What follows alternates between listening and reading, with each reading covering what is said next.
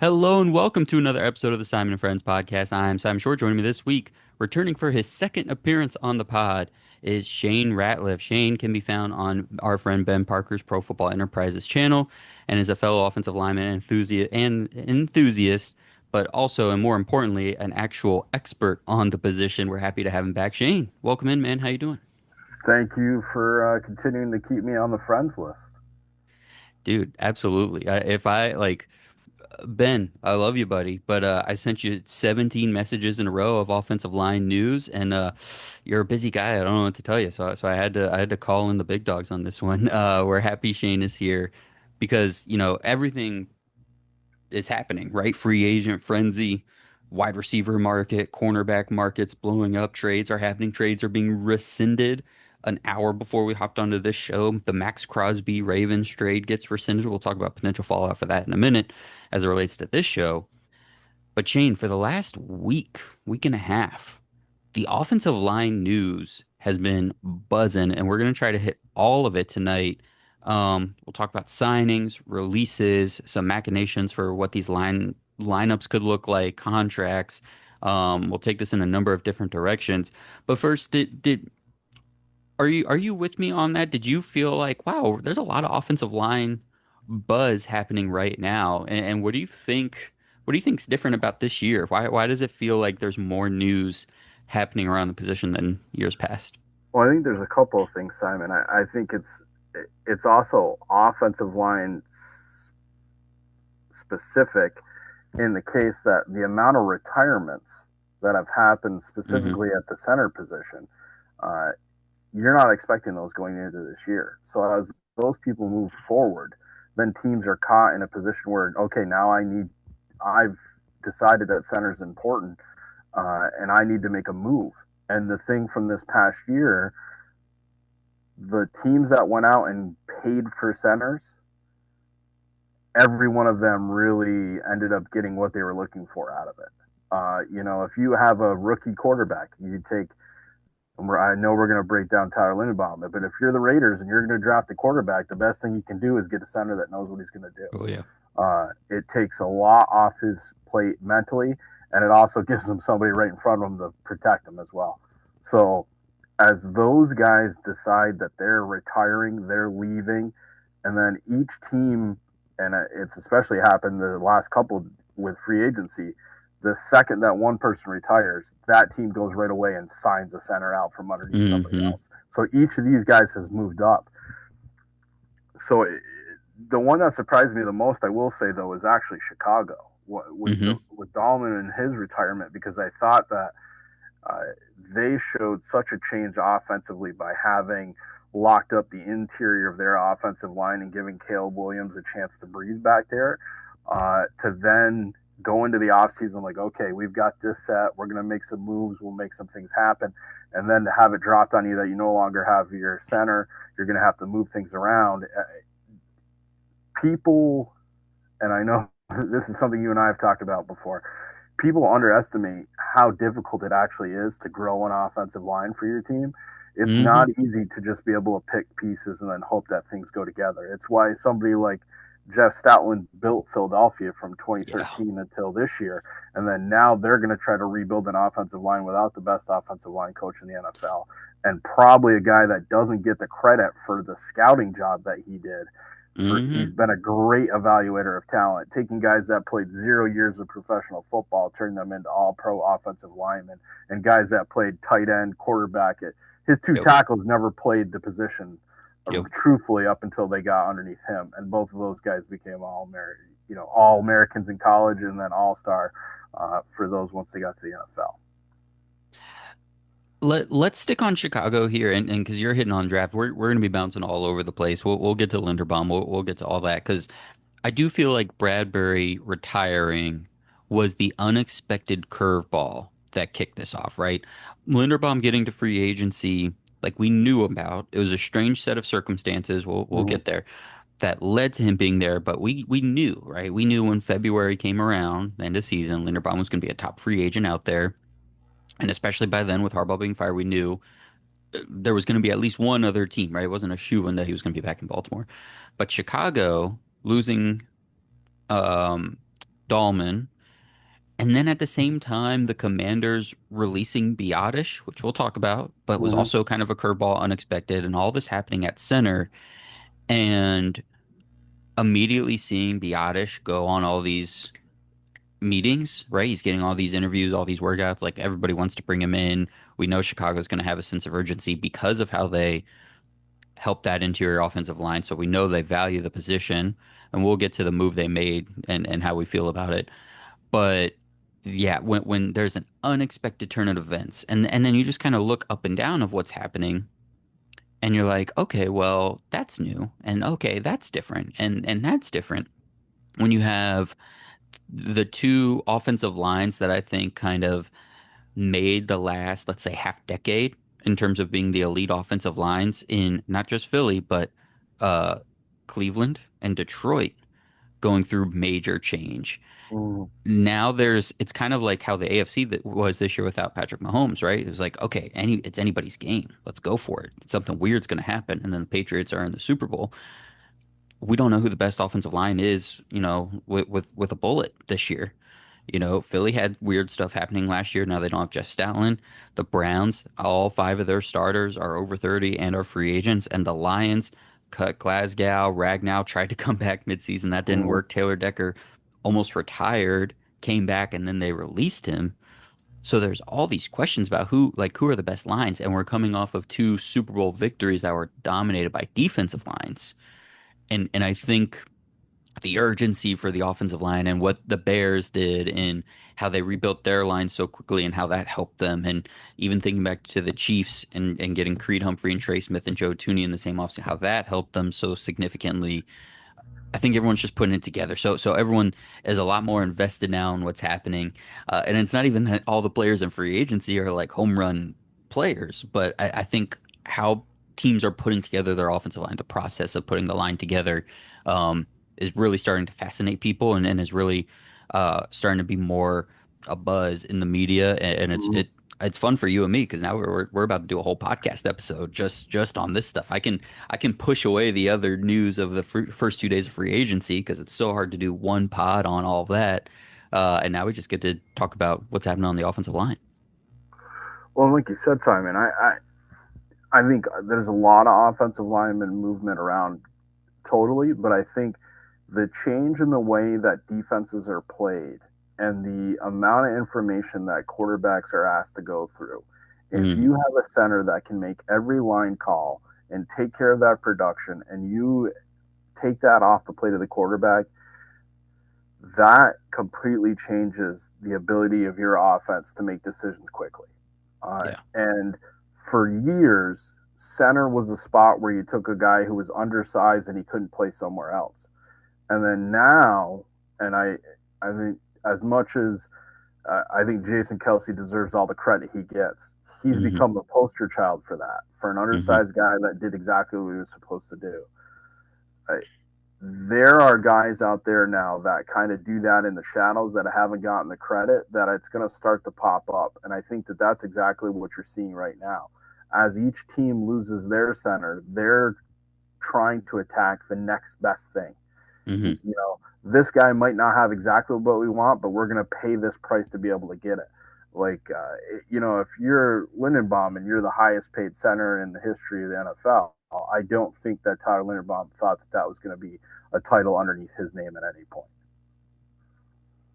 Let's get right to Linderbaum then. Let's go ahead and move that over. So, assuming Linderbaum stays on this contract with the Raiders, he gets this 3-year, $81 million dollar contract to go to Vegas. And again, all by random circumstance that he's going to be an unrestricted free agent. This top five player at the position, Pro Bowl, all pro caliber dude, um, started and was good right away as a rookie. Nothing about his play on the field. It wasn't like one of those where it like took him 3 years to figure it out. So like he wasn't in their plans and then he just got good all of a sudden. No, good right away. This was they didn't pick up his 5th year option and they immediately said, no, no, no. It's because of that weird rule where it's all offensive linemen are lumped together. Correct. So he'd Yeah. be getting paid the same as a tackle. So we're not going to pick up the 5th year option because we can keep him on center market for cheaper and still make him really well paid. And then John Harbaugh gets fired by the Ravens. And then it's like, okay, well, if there's a whole new staff in, even that's going to come into question of what they want to do, right? What any kind of new offensive scheme they want to run, or just this new regime where they want to spend money. Obviously, Minter wanted to come in and spend big on an edge rusher. So, like, if he wanted to reallocate some resources, was he going to be able to get the center in? Um, so weird circumstances lead him to being a free agent, and this is really fun because for me it was like Ravens and then obviously Giants, and then even Chargers were interesting names just based on the bloodlines and relation to Linderbaum and the Ravens and the Harbaughs. But then the Raiders come in out of nowhere and just offer this massive contract, this 50% raise over Creed Humphrey. Um, and making him the fifth highest paid offensive lineman in the entire league. Tackles, guards, centers, all number five in the entire NFL. And I'm not mad at the contract at all, and I don't think you are either, because like you said, you've got a rookie quarterback coming in. You want to take a lot off of his plate right away, and even if the Raiders go the veteran backup type option for a few weeks, like that guy's not going to be good enough that you want him dealing with everything, right? And if Kubiak is calling plays as a first time OC, you just want someone that's going to be able to come in and see and call everything, just like you said. And not only that, like the Raiders were a horrible offensive line last year. Mhm. So they're going out and just like, F positional value. They're getting the best offensive lineman available this season, right? Draft or free agency in Tyler Linderbaum. Now we'll get to Trent Williams at the end, and if Trent Williams is going to be available, that's a different thing. But Linderbaum truly, truly available as an unrestricted free agent. You just go get that guy. My only quibble is I did want to see Jackson Powers Johnson play center this season. That was, Mhm. what he was good at Oregon. That's what he wanted to play. He did that well during his rookie season. The Carroll regime didn't want him to play center just because he was bigger than Meredith. Um, but hopefully, Kubiak showed him some Gray Zabel film from last year and said, you can do this. So that's what I want to see. Um, Projecting the Raiders line now, you still have Colton Miller at left tackle. Jackson Powers Johnson can play either guard. And then I'd look to be pretty aggressive in the draft if I were Vegas. Of course, I wrote this. They had pick 14. They're not going to have that now, but even originally, just at pick 36, I'm thinking you can get a guy that would be their starting right tackle probably day one, right? If that's a Blake Miller, if that's a Maxi Iheanacho, or if that's a Mhm. Jennings Dunker, which might be a little early for him. But again, you just got to be aggressive to get offensive linemen. So if you get one of those guys, and if somehow they still end up with an earlier, let's say a top 20 pick for Crosby, let's say they get a trade done between now and the draft and get a top 20 pick, can they get I want a from Penn State to also play and be left guard, right? And then you've got Miller, I want a Linderbaum, let's say right guard, you just throw all those guys in a blender, kind of, right? Between Charles Grant and Rogers and Meredith, all those guys that have been around. Oh wait, no, Jackson Powers Johnson. Let's see, I already miscounted. Mhm. Jackson Powers Johnson, and then your rookie right tackle, and then you've got all those other guys that have played and their depth. I'd feel really good about that with my rookie quarterback and Mhm. and Genty and Bowers and if they keep Naylor, like there's a guy there, and then you try to do something else at receiver later. How would you feel, specific, so I think we've talked conceptually about paying Linderbaum and what that means and what it means for the league and why it's good. For the Raiders, literally, if this all holds and they have Linderbaum with JPJ, Colton Miller, and then let's skip the can they still get a trade for Crosby? But let's say they get a rookie right tackle that's a little above what they've been getting. How do you feel about this line under Kubiak with those weapons, and what do you think they can be? Like, can they get to a top 20, an average line? How good do you think this group could be? I think they can raise it up pretty quick because the thing is, Kubiak takes his offensive lines and puts them in possessions to do what they do best. Like you said, Gray Zabel, like that was people had differing understandings of what he was going to be. Kubiak said, "Look, I don't care about the number one pass protection. That's not what I'm looking for out of you. I want you to be an animal everywhere I send you, and that's what your job is. Just attack the defensive tackle and let that not be a worry. We can help you on pass protection. We can do other things. Everybody in the NFL needs help somewhere. Like, have you seen the monsters that are across from you on a daily basis? That's what Hmm. the NFL is all about. So with Kubiak, he's going to run schemes that are going to protect you. I think, like you said, so the with Powers Johnson, this last year, I mean, really set the Raiders back, regardless of who you're a fan of on their team. But he probably took the biggest hit Yes. because he played really well, and they literally went and said, "No, no, no, we get that you're playing well, but you don't fit what we're looking for, so we're just going to slide you over." You and I talked about this last year. People think that these offensive line positions are interchangeable. I can just take you from right tackle, and if you're from left tackle, and if you're not fast enough, then I put you on right tackle, and that's going to be okay. That's the same as taking the pen out of a left-hander and telling him to write right-handed for the rest of his life. Like, there are intricacies that the general public does not understand about that. And when you Hmm. take Powers Johnson and you train him to be a center, and he learned how to do that, and he's a big center, like, that's what's going to come up in this draft year. There are bigger centers this year because of that. Because now you need a guy that's going to be able to hold up. You can't Hmm. be the 293 6'1" guy anymore because the guy across from you is 6'7" and he's 360. So those things change. I think, especially if you have a strong center. So, like we said, the Linderbaum contract, I think the Raiders want him no matter what. If that means you have to lose some other people because you have to keep Crosby long enough until you can trade him away, he sets the tone. And if you look at the offensive line that played well for Baltimore this year, there's no other stars on that line.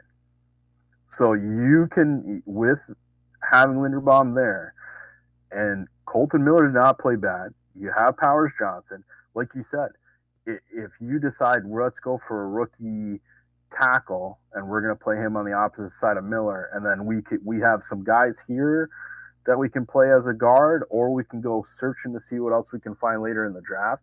I think they have the ability. The other thing that you made a great point about, Simon, is that none of the traditional power offensive lines are going to be what they were in the year past. I mean, Cleveland has a chance right now where they could have nobody. Literally, the entire offensive line that has been the most dominant part of their scheme, minus your defense, uh, is going to be evaporated because you've mismanaged so much money and other things to where now you can't protect those guys anymore. I think Detroit, uh, they got hit by an injury bug and then things happened, but that team's completely different. You mentioned Hmm. Philadelphia, they're in the same boat. That's not the same offensive line. It's not the same setup. It doesn't have the same coaching anymore. It's they didn't even play the same. So Nope. where are you going to look for to make that next move? So if you're the Raiders, you have the guy that you look for. You paid him up front. Let's get some other guys that play that type of style behind. And then if you can find a road grader somewhere later, then all of a sudden you have a really dominant offensive line. And that's the place where you can start to make moves. And they'd be another great candidate because I mean I think they're still even going to have cap, depending on Mm-hmm. however they shake this out. They could still. There's a ton of 1 year stopgap guards out Mm-hmm. there right now. They could go. They could get either of those Browns guards, either Batonio or Teller, and just say, hey, Yeah. 1 year, $12 million, like come in and work with Jackson Powers Johnson, play like next to Linderbaum. Let's go. Greg Van Roten or Kevin Zeitler, like these guys that are just these big physical dudes. They could just throw in there for a Well, year and let those young guys sit behind them or draft somebody to be under their wing for a year. There's so many options. I mean, look at the contract Cole Strange signed. Uh, Yeah. for Yeah. a middling at best guard. Yep. So if you're gonna throw that type of money around for people that aren't gonna be able to compete at that level, you like you said, you can get some high quality guys. The other thing is this year in the draft, I know a lot of people talk about the tackles and stuff like that, but there's a lot of mid guys that are Hmm. guards that are they're going to be road graders that if you have another component around there and you can give them some time to get behind themselves and figure out the NFL, you could get some diamonds in the rough. I'm getting very close to my prospect watch schedule of getting to those day two guards, and I'm so excited. I can't wait to like really lock in on who's the Georgia Tech kid, Rutledge. That's the one that's Rutledge. been throwing Yeah, people I would around, say right? when Mm. you're looking day two, Simon, you basically just put Iowa's film on, and you go, Oh okay. yeah.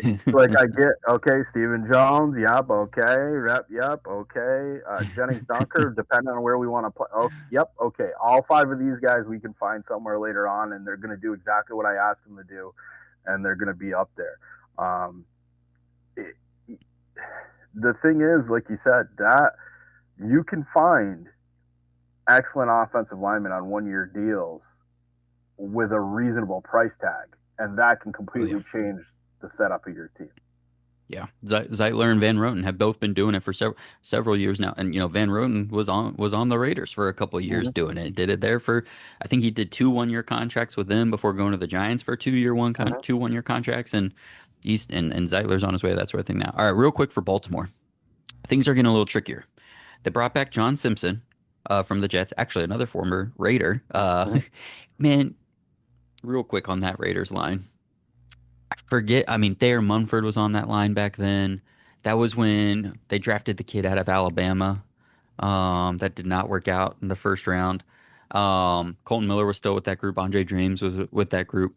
And John Simpson was the best player on that line, but he kept having too many penalties, and they benched Mm-hmm. him. And then he went to Baltimore. It was awesome. Anyways, all right. Um, but he's back in Baltimore, so he's going to take that left guard spot from Andrew Voorhees. Um, I'm guessing second year player Emory Jones from LSU is going to get the shot at the right guard position.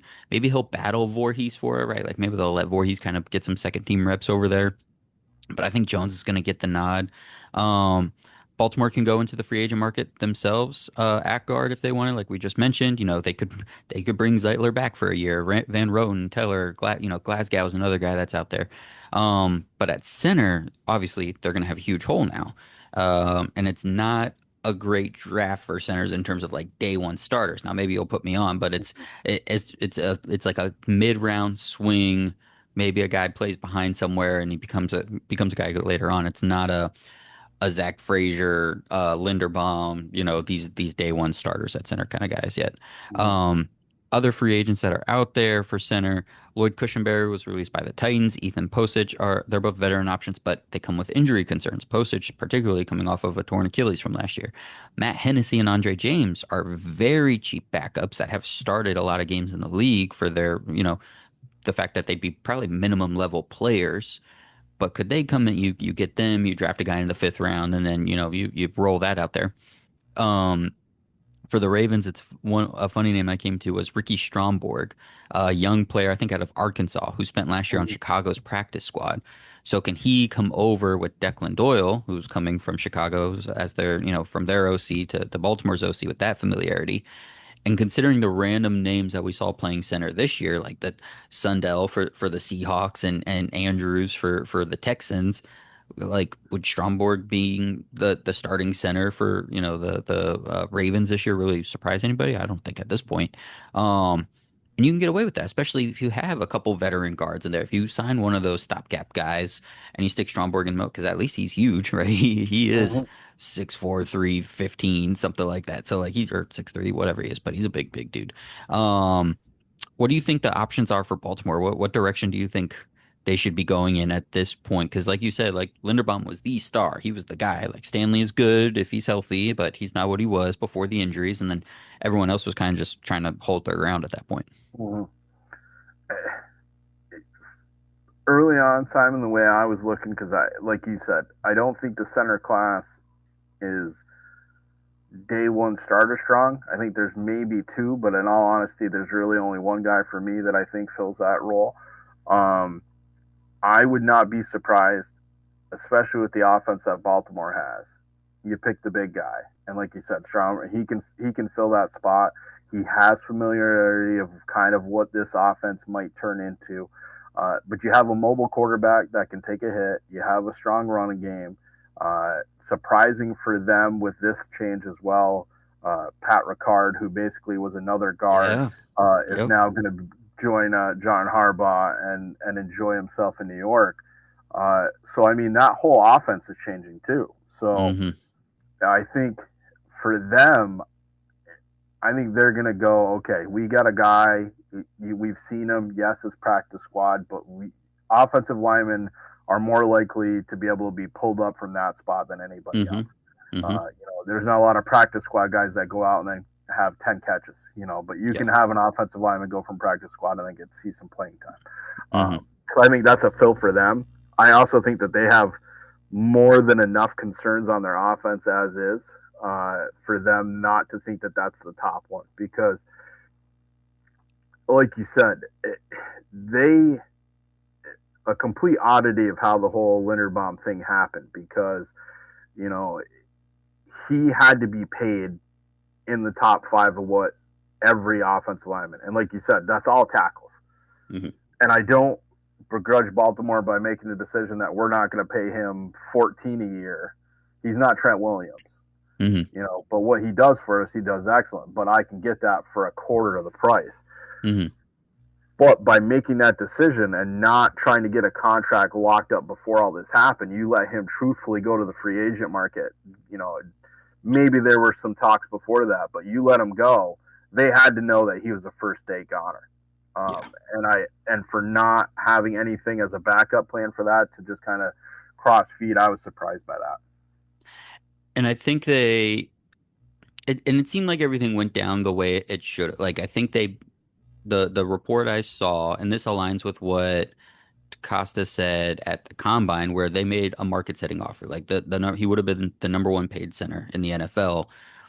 And the number that came out was four for 87. So that would have been like what, 22.5 million a year or whatever, which still is a few million above Creed Humphrey. It's not like they did like 500,000 above, right? So like they Mm. gave him a good number. But unrestricted free agents, when they get out there on that open market, someone's going to get the chance to completely blow it away. So you can play that game where you're, hey, a couple million over the top guy. You can do that with your in-house guys when they're under contract, when you're talking extension.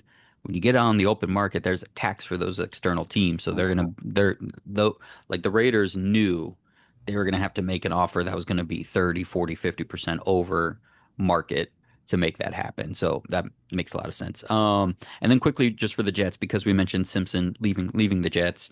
I imagine they'll go with a veteran stopgap option at left guard. They're clearly in like Mm-hmm. desperation, go pay veterans to be competent situation. So I imagine they do that.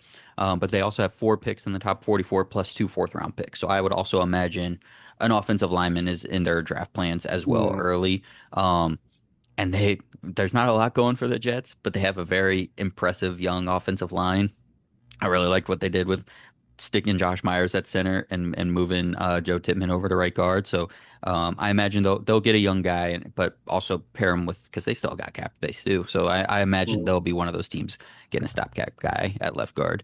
Um, all right, let's get to the rest of the center market here a little bit. Like we mentioned, Drew Dahlman retires at the age of 27, just 1 year into his big contract signed last offseason. In a corresponding move, the Bears traded for Patriots center Garrett Bradbury. What do you think about the corresponding move of Garrett Bradbury coming in for Chicago? How do you think that's going to work? I mean, I think for what Chicago asked, it's a great pull. Hmm. Um, I think the Patriots kind of over tax themselves to get him before because the same thing like I said before, you got a quarterback that you know is going to be your guy, but Hmm. he needs some help. So they kind of reached out. He didn't have a great year the year before at Minnesota, kind of hurt Hmm. himself and Hmm. that what's hurt him and free it. And then the Patriots come in, he has a useful is what is the best term. And I'm a Yep. Patriots fan, useful year. He didn't have an outstanding year. Yep. He didn't do anything, crazy. But again, the market has been shown. And so once you do that, and especially we keep mentioning retirement. We've never had this many offensive linemen in their peak. Hmm. You're 27 and you decide not to play offensive line anymore in the NFL. You know, Hmm. there were 36-year-olds that were looking for another 1 year deal before, and Hmm. then now you're 1 year into your big contract, and you're like, okay, I'm done. Which that more power to them. That's certainly a decision Uh-huh. you make, and I don't think they make it easily. But Nope. you completely change the market when that happens Yep. because now I've taken two guys that were excellent at their position and just eliminated them. They're now not a choice for anybody. So then Hmm. now everyone else automatically gets moved up a peg. And then you now have a bunch of guys that were kind of tweeners where you wouldn't even have listed them in your top 32. And then now they're going to be demanded to play someplace and they're going to be a starter in the NFL. Um, again, it's why having those swing position players as offensive linemen is so important. You need to have a guy that can truthfully play center in both guard positions on every team now. Where Hmm. before you'd have a guy like, well, as long as he can snap it on occasion, we could put him there if we had to. But the goal is to just keep the center for the entire year. Now you need to have somebody that's going to be able to functionally play that position, at least two of them. And if you don't have a single one, then you're in real trouble. And we're gonna get to Taylor Decker shortly, but I didn't even write this down, but I mentioned Glasgow's name a minute ago. I wonder if Mm-hmm. he becomes a free agent option for them, like you were saying, as a guy that could play all three interior positions. And if you're Ben Johnson and you're like, man, I hit this home run of getting to trade for Joe Tooney, trading for Jonah Jackson, who was awesome in Detroit, but Mm-hmm. injured all the time, and then injured when he went to the Rams, and Drew Dahlman. And I got those guys for, I mean, did they all play all 17 games? If not, it was really close to that. Um, and now I see Dahlman retire, and it's March, and my plans are changed. I need to have my insurance ready, right? We'll talk about Mm-hmm. Trapillo at left tackle being injured.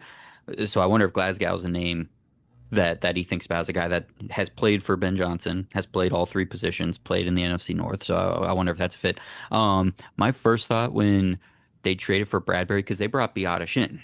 Mm-hmm. They brought Biadasz in like probably if he got cut in the morning by the Commanders, I think they had him in after lunch. Like he was there so quick. And of course, he's not so big and hulking. He's like not moving, but he's not the same kind of lighter body, quick twitch that a Dahlman or even a Bradbury are. Like, not that Bradbury's super athletic, but that's his play style.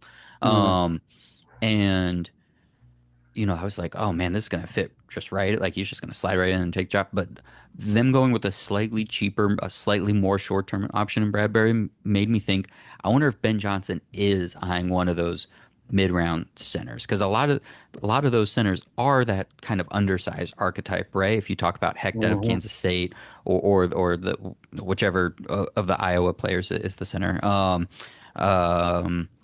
the other one who's Jones. a little bit bigger, Jones, thank you. But yeah, Yep. Iowa or Kansas State, like even Slaughter is bigger, but he can move a little. So I wonder if Mm-hmm. that was my first thought. I was like, I wonder if Ben Johnson, and I don't know how much of the centers he's been watching at this point, but my antenna went up. I wonder if he's eyeing one of those guys with a third round pick or something like that. If we zoom out and think about the Bears' offensive line as a whole at this point, I mentioned Trapillo having his patellar tendon injury, which is a nasty, nasty knee injury. I mean, I think the stats were coming out like so few players, especially offensive linemen, even come back and are successful Mm-hmm. players after this kind of injury. And he was kind of their pivot to a new left tackle because Braxton Jones had been their left tackle for a while, but they benched him for Trapillo. Now they did bring Braxton Jones back. He did sign, I think he signed a 1 year contract for $5 million, but up to $10 million. Basically, like $5 million to be our swing tackle, but if you end up being our starting left tackle all season, you'll get $10 million. Essentially, Mm-hmm. is what I'm sure it's playtime incentives and just familiarity. He was there last year, like he could go that way, but obviously they would want to do something else. So, are they a team that, yeah, Taylor Decker gets released by the Lions? Do they go that route? His play isn't what it was either, and he's dealt with injuries. But for 1 year, do you go do that? Or at least, well, yeah, do you go do that? Do you bring in Glasgow to be on the interior and bring in um, Decker to play left tackle? We'll talk about an interesting idea at the very end of the pod. But if you zoom out for the Bears and you've got Bradbury, Tooney, Jackson, and Wright from left to right there, left guard to right tackle. Do we see Braxton Jones play the whole season? Do we see them go get Taylor Decker? Is there something else you'd like to see them do for left tackle? See, I think they have to go get somebody. Yeah. I think with what they're asking and what the expectations are going to be for the Bears now, I think they kind of it's the same as the Patriots. If you're a Patriots fan, last year happened a year too early, kind of in your game plan for what you're looking for. So if you're Chicago, you kind of took a leap, and then now the problem is that the people who made that leap with you now they're slowly fading. So Dahlman is now gone. You thought you had that position taken care of. We had a great interior offensive lineman. Now we could go out and take a risk with a tackle. Does that mean that we go in the draft and we take somebody? Does that mean that, yeah, like you, I think if Johnson could get both of his former Lions, I think he'd love that. I don't think that Hmm. necessarily is going to fit.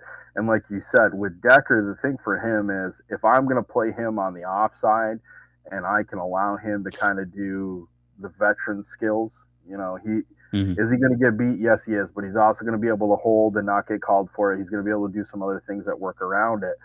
I think he'd be a good stopgap. But the thing is, you're going to have to make a move either way. So now, does that mean that you make the move where you draft a center and you go, okay, we're going to just take a stopgap tackle, or do we go looking for a tackle, use some draft capital, and then we'll try to push around our interior offensive line? And they have picked 25. And like Mm-hmm. there's a chance there's a player there that you could go with. We'll see what ultimately ends up happening. Off of the linemen always get pushed up, but I think whether it's a low move or I mean I don't like Proctor a tackle, but there's a chance there's a tackle out type player that's there, but it's not something you want to bank on, right? You obviously Mm-hmm. want to do something else first. I'm trying to go in and see exactly what their cap situation is at this point, very very quickly. Where are the Bears? Where are the Bears? Where are you at, Chicago?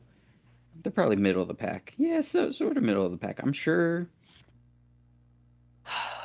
I can't imagine Ben Johnson would want to do this, but like the only real left tackle out there in free agency is Rasheed Walker, and is it from the Packers? I don't see that being a thing that they would want to do. We'll get to a fun potential option later on in the pod. Um, quickly for New England, because we're mentioning Bradbury leaving. I got excited about this because this is a clear Jared Wilson's going to play center. It was very obvious when they drafted him and brought in Bradbury. It was Wilson will maybe start a guard if he wins the job, but this is kind of his job in waiting. We're not going to throw him as a third round. I think he was third round, maybe fourth round rookie as the starting center for this team. We want a veteran to do it first, but then when he's ready, he's going to play center. And then they go out and sign Elijah Vera Tucker, which is very interesting because if he is healthy, that man is very, very good. But he did not play a Mm-hmm. lick last season. I have to submit a correction to the pod last week because when Josh and I did our free agent power rankings, I didn't even rank Elijah Vera Tucker because in my head he's just injured too much. So if a team gets him Mm-hmm. and he's healthy, that's awesome. But I wouldn't want to count on it. And then he was on Josh's list, and he was on a lot of lists, and he got $14 million a year. During the pod, I quickly look up him on Pro Football Reference. I see he played 15 games. That was 24 or 2024. So yeah, last season he was out the whole year, and I forget if it was the which injury it was, but pick one for Elijah Vera Tucker.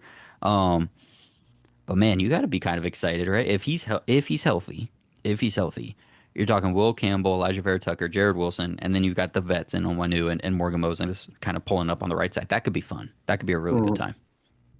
Well, like you said, if Vera Tucker is healthy, what he's already shown, plus the mentality that he brings, Hmm. you've got a new enforcer. Like, Yeah. you've had to depend on some other guys. And the other thing is, the the thing that scares me the most, though, is that, as much as people want to knock Will Campbell for the short arms and the Super Bowl, the guy was running on maybe a third of a knee, Hmm. and Like, people knew about it and they attacked it, and that's exactly what you're supposed to do if you're Seattle. yep. But you're you look at how he played 3 quarters of the season, Yes. and he's going to hold up. Like, Yeah. his arms didn't magically get shorter in the Super Bowl, You're right. So the thing is, if Tucker can play and you can have a physical left hand side, they've proved they have a running game. Hmm. Uh, Drake May is not going to get magically worse in what he does. You've made some moves to try to get some talent. Maybe if you're a Patriot, you finally draft a wide receiver that's going to come through, and that gives you some options. But like you said, you draft. This is where making right decisions as Elliott Wolf, where you go, okay, I'm going to pick a guy, and I know that he's not going to start for us at this spot right now. He may be able to help us somewhere else, but he's going to be able. This is going to be his spot. And just like you said, the Patriots knew that this was a possibility, and Bradbury went, and instead of doing anything else, it was just, okay, we're going to go pick a guard because we're going to move the guy that was a possible guard right to the spot where we wanted him the whole time. So for them, I think it's a great placement. I think the people that are going to talk about, do you move Will Campbell? Like, you're going to move Will Campbell again. Yeah. I, I get so sick of hearing people talk about that it's that easy. And there's a ton of people you move from tackle to guard and they're terrible. The problem is Hmm. that the guys that do it great, they do it great. And then so you hear about him, you're like, oh, well, he was a tackle in college and now he's a guard. Yeah, well, there were also 390 other tackles that never played a down as a guard. So you can't take your top 1% and go, that's the rule. That's not how this works. So you play Campbell in the spot he is, you get a true big body guard that's Oh yeah. physical, and you play him Mm, next to him. So now it's not Will Campbell having to worry about the inside because there's yep. a complete sun blocker sitting next to him. So now I don't have to jump out as fast because now I know the Exactly. inside is going to be blocked down. I can pin and pull. I think that helps the Patriots, and I think that's part of the whole plan. I think that was if they have insider information that Vera Tucker come back and he looks great this year, he's in shape, he's ready to go. I think they would be ecstatic for this to be the line that steps out there for the first game.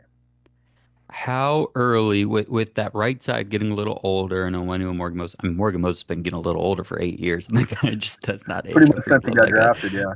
Um, and then the injury concerns for AVT. How early could you see this team taking a lineman? Is there somebody in particular, this being your team that you would like to see and a round that you would like to see him invest in? I mean, I think there's a lot of guys that come in there. The one guy, again, this is like, but I am, as an offensive lineman, I love technique, but mentality is Mm, a soft spot for me. So I look at a guy like Jennings Dunker, where you have some I control knew you over were gonna where say you can that. play him. Hmm. Yeah, Heck yeah. but he's got an outstanding personality, smart, and he's a guy that's proven that he'll put the work in to gain the weight. Like he talked about pre-draft and especially the beginning of this year, his Slice. diet and what he's had to Yeah. do to be able to get himself just to be able to do what he does on a daily basis. So I Hmm. mean, he's gonna be there. I think he's a mentality changer for you again. I think if you have more dogs in the fight as an offensive lineman, I'd rather have to pull guys back. Like you mentioned with Simpson, you get all these Yep. penalties in one place, and then when you get to play with some other guys that are going to back you up, then now I don't need to hold as much. Hmm. All of a sudden the penalties evaporate, and that's how it is. And you're playing for a coach that has a mentality that's going to want as many violent people as he can find. Jennings Dunker is a perfect fit. Serious response. He's a right side player now, so that's already natural, right? He could come in Mm-hmm. and get, let's say he goes into camp and he's getting second team right tackle reps, third team right guard reps. Like he'd stay on the right side and just try to train and get good at both spots. And that way, if it's Onwenu, if it's Moses, he's ready. Um, and then fun answer, yeah, him and Vrabel are perfect, and the greater New England area would just fall in love with the redhead curly mullet gigantic Yeah. person. They would lose their minds. So, You all right. you teach him a Duncan order, and this guy is going to be able to run for Senate. Oh my Yeah. God, can you imagine? Based on that Senior Bowl interview, can you imagine what commercial they would have? Like him and Ben Affleck, and he rolls up and Affleck's at the drive-through window, and the order's just gonna be like 100 things in a row, and Affleck's gonna be like, wait, wait, wait, wait, wait, wait, and just Matt Damon will be back there trying to flip the sausage patties or something, and not being able to keep up. All right, back to some serious stuff. So let's get to. We mentioned Tyler Biadasz, right? So we mentioned this. We might not get super in depth on this, but another big domino was the Commanders releasing Biadasz. I have no idea why they did this. We've been saying in a down market for centers, both in the draft and free agency, they saved what, like 7, 8 mil in cap, but they had like the third most cap in the NFL anyways. Mm-hmm. Um, and then Biadasz not only was immediately getting calls, he got a raise from the Chargers to be their starter. It felt like a total oversight by Washington to A, release a player when they had no internal options to replace him, B, release a good player that teams were interested in, but and C, not only had real value as a player, and you could have at least probably gotten a trade for him. Like you're Mm-hmm. talking all these guys that needed all these teams that needed centers.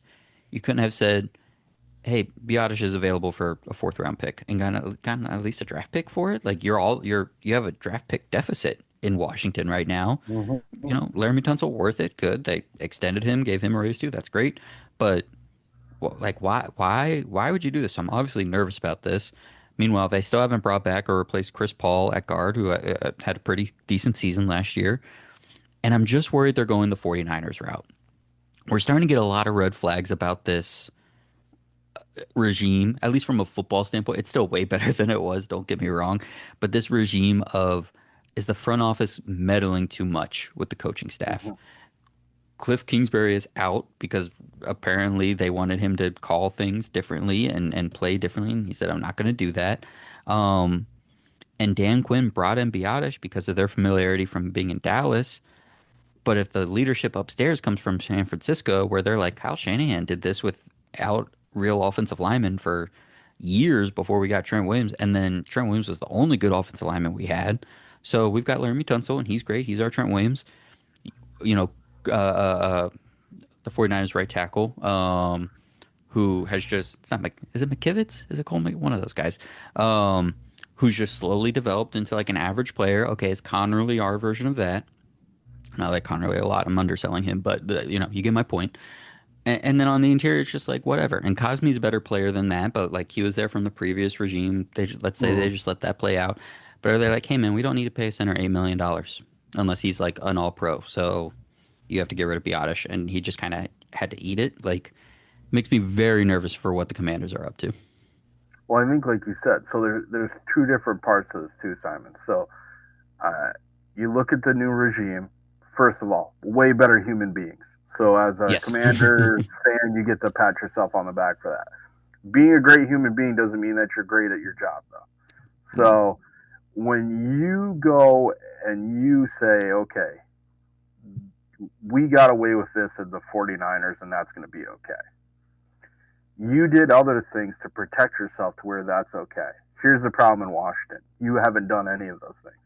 You don't have Christian McCaffrey. You don't have any, but you do have a McCaffrey, but he's not going to carry the ball for you.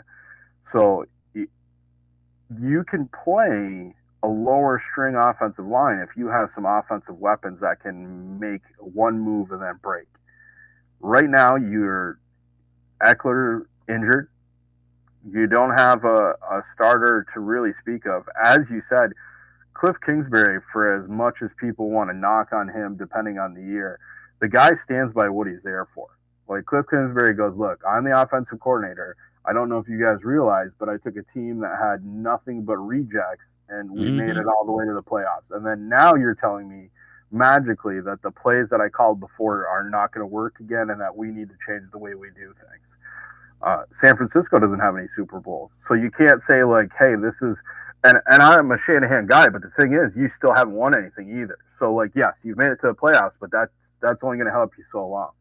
Um, And they don't even have a Shanahan, right? Even if you want to say Kingsbury was, exactly. not only do they not have a Got rid of Kingsbury, the they don't one even have a offensive. Shanahan. Yeah. Yeah, you got rid of the offensive guy. Like that was your one stick. uh, And the other thing is, it for as much as they say that, Kingsbury comes from that Texas Tech where it's like, hey, we're just going to space guys out and I can hmm. play guys because we're going to make it easier on them.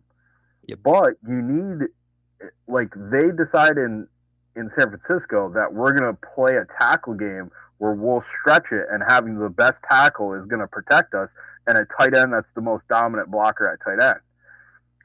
You go to Washington, you don't have any of those things, and now you're going to go. We're going to take the center out of the piece too. Like you can't. It's not an apples to apples situation here. And just like you said, Simon, the biggest indicator is the second you don't do something, like I don't even think they had time to clean out his locker. Literally, he was like, "You guys just keep the stuff. There's going to be another team within the next 5 minutes. Like I'm making Hmm. flight plans right now." And then for him to end up in the Chargers, where the Chargers have taken draft capital and got two young tackles that have injury problems and have played around at the guard and center spot the last couple of years, and then now all of a sudden Harbaugh goes, okay, we've played around enough. Let's go get a center, and then we can play around with some other things. Unfortunately, like you said, the regime for Washington has some questions again because you can't say these are the pieces we're looking to build around, and then you don't protect those pieces. Like I hate to be the guy that says it, but a lot of people are talking about that RG3 thing. You know, Hmm. Yep. you're drafting a quarterback that does something great, and then you've decided that we're just going to let him run around. Where, like I mentioned, the Monstars are there. Like they're going to get you.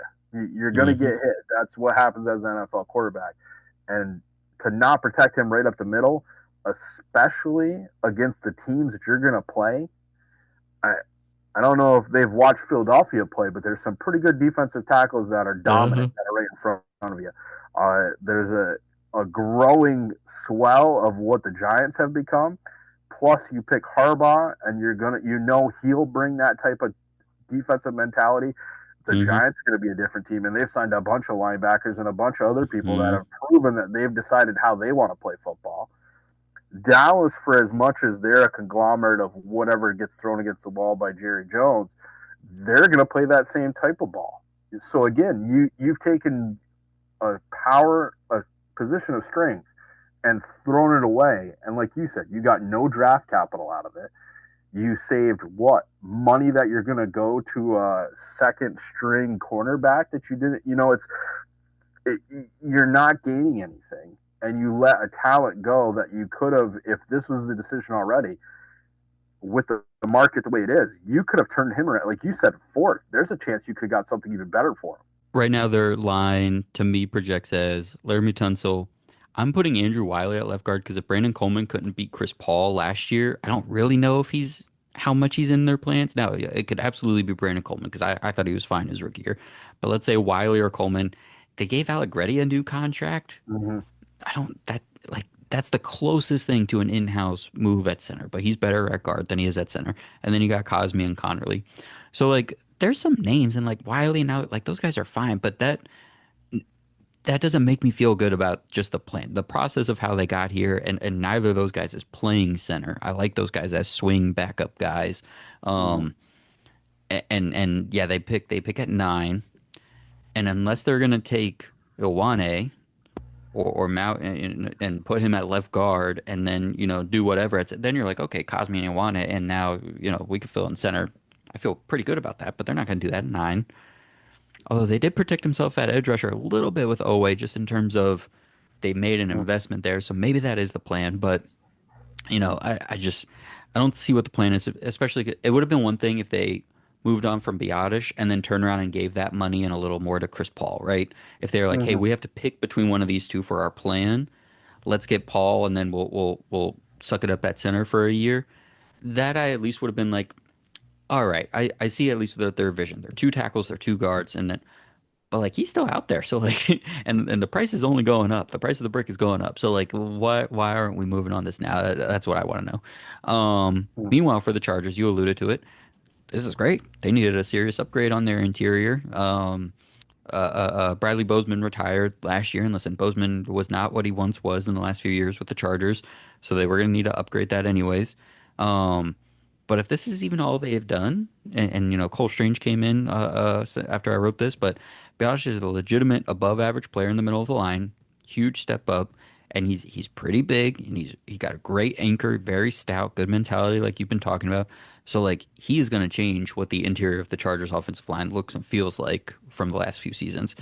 And if Slater and Alt can be healthy, and you've got Biadasz, and then let's say they fill in these guards with these average players, right? So they get Cole Strange, and he has ties to McDaniel, obviously from Miami. They re-signed Trevor Penning, which like yikes, but like okay, there's a name. And even if they brought back a Jamari Sawyer and or a Trey Pipkins, and those guys are like filling in, and one of those guys is a starter, and one of those guys is a backup, and they make one draft pick, as we've been talking about these mid-round picks, like I'll call this an upgrade. But specifically having that center for Herbert, who does so much on every single play, and we saw what it did for him getting Corey Linsley in his second year as a pro. So Mm-hmm. so the Biadasz is not Corey Linsley, but just having that confidence in everything we've been saying about it, this is huge for the Chargers. I love it. Yeah, like I said, the only question I wouldn't have paid for Cole Strange. I think he Yeah, could have made another move there. The Strange one actually bothers me more than the Penning because the Penning's mentality dirt again. cheap. Penning is like $3 million Exactly, also. and Yeah. and so if he doesn't pan out, then you go okay. I mean, we're giving him a shot. When the Saints were healthy, he didn't look terrible. When Hmm. he's the only guy left standing, then he doesn't look as good. Right. So, like you said, if Alt and Slater are healthy, I know that's a big thing, but again, and you have a Harbaugh, and of all the Harbaughs, he's the one that's going to flat out run. So Yeah. he's going to take guys that maybe they don't pass protect so well, but I trust that my quarterback's going to do his job. Um, I think for them having a center that you can put and let him make some reads, and just to give you just a second more gives their offense a much bigger chance, because I also think they're going to go out and get some other weapons for him too. So if you Yeah. have some protection, you can open up the offense a little bit more for them.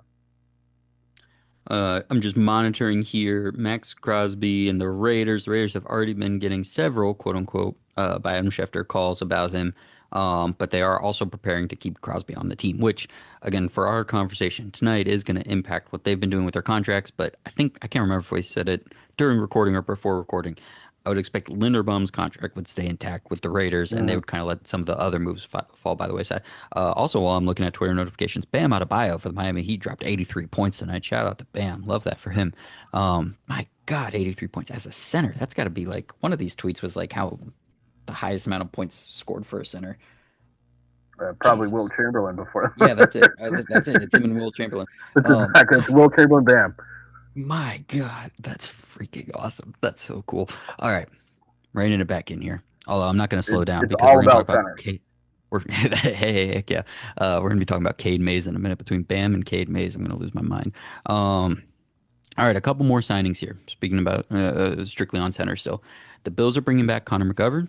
The Lions go out and get Cade Mays. And the Packers re-sign Sean Ryan after releasing Elton Jenkins. Um, whoever you want to take this to, or all three, or what's your favorite, or just what do you think about these three centers getting paid? The order of like who got what. McGovern is going to be, I think, the fourth highest paid center at like 14 per, just about. Um, I don't know, on a 4 for 52. Cade Mays is getting like just under, like just about 8 million on the 3 for 25. That's wild. And then Sean Ryan is getting 11 mil a year at 3 for 33. So how do you feel about these teams making these moves at center? I think McGovern is the one that the Bills, they draft the same player at wide receiver every single year, hoping that they're going to change the way that they play, and then but they're just carbon copies. It's the Greg Davis, and then you just draft everyone that looks like him from here on out. They had a chance to lock up centers before, and they let their offensive line go by the wayside, and then they got beat up, and then they had to bring in a center, and now they're going to pay the center again. So like it's one of those ones where if you don't learn from history, you're doomed to repeat it. So I think they made a smart move there. For the money, the one that surprised me the most was Ryan. Hmm. Just because I thought like you probably could have had that for less, but with what we've talked about all night so far, Exactly. the market moved up and you had to make a move. Yep. Um, for Detroit, I was also surprised on that only because I think with the moves that they made that they're going to look offensive line this year in the draft. Hmm. I think there's some guys that popped out to them that they want to make a Oh move yeah. on. So I was surprised that they went and spent the money and kind of locked up a position that I thought maybe they were going to make a move on. But you got to make moves now. So if you're the Packers, if we don't, what else are we going to do? Yep. Where is that going to go? What other move can we make? Um, and Detroit's the same way. Like you're not the Detroit you were before. You don't have the same coordinators. You don't have the same team. The mentality, everything has changed. Your offensive line, not through any like Tyler. You get older. There's no control Yeah. of that. But Yeah. you They had a they age center. out. Hmm. You have a center that retired, and then he tried to come back. And then what you found out is the reason he retired and said that he couldn't do it anymore was exactly it. Like his Like a body, they grade literally said seven like hamstring or something like exactly, that. He literally walked in said with that that you thing don't in his have a hands. hamstring anymore. Yeah, we're holding you together with tape. And for some reason, our doctors didn't know that was going to be a problem the second time we looked at you. So for them, like I said, the only thing was surprising on my end was that I thought that they were going to hold back and that this was a draft move for them. Now this Hmm. still might be. They may have decided that look, we're center is not the move we're going to make. We're going to make some other moves, and that's where we're looking. You and I talked during this as well. I don't think that the center game this year is as strong as it's been in the past. So there wasn't a guy that you're going to reach up and go get there. Hmm. Uh, so a strong move by them.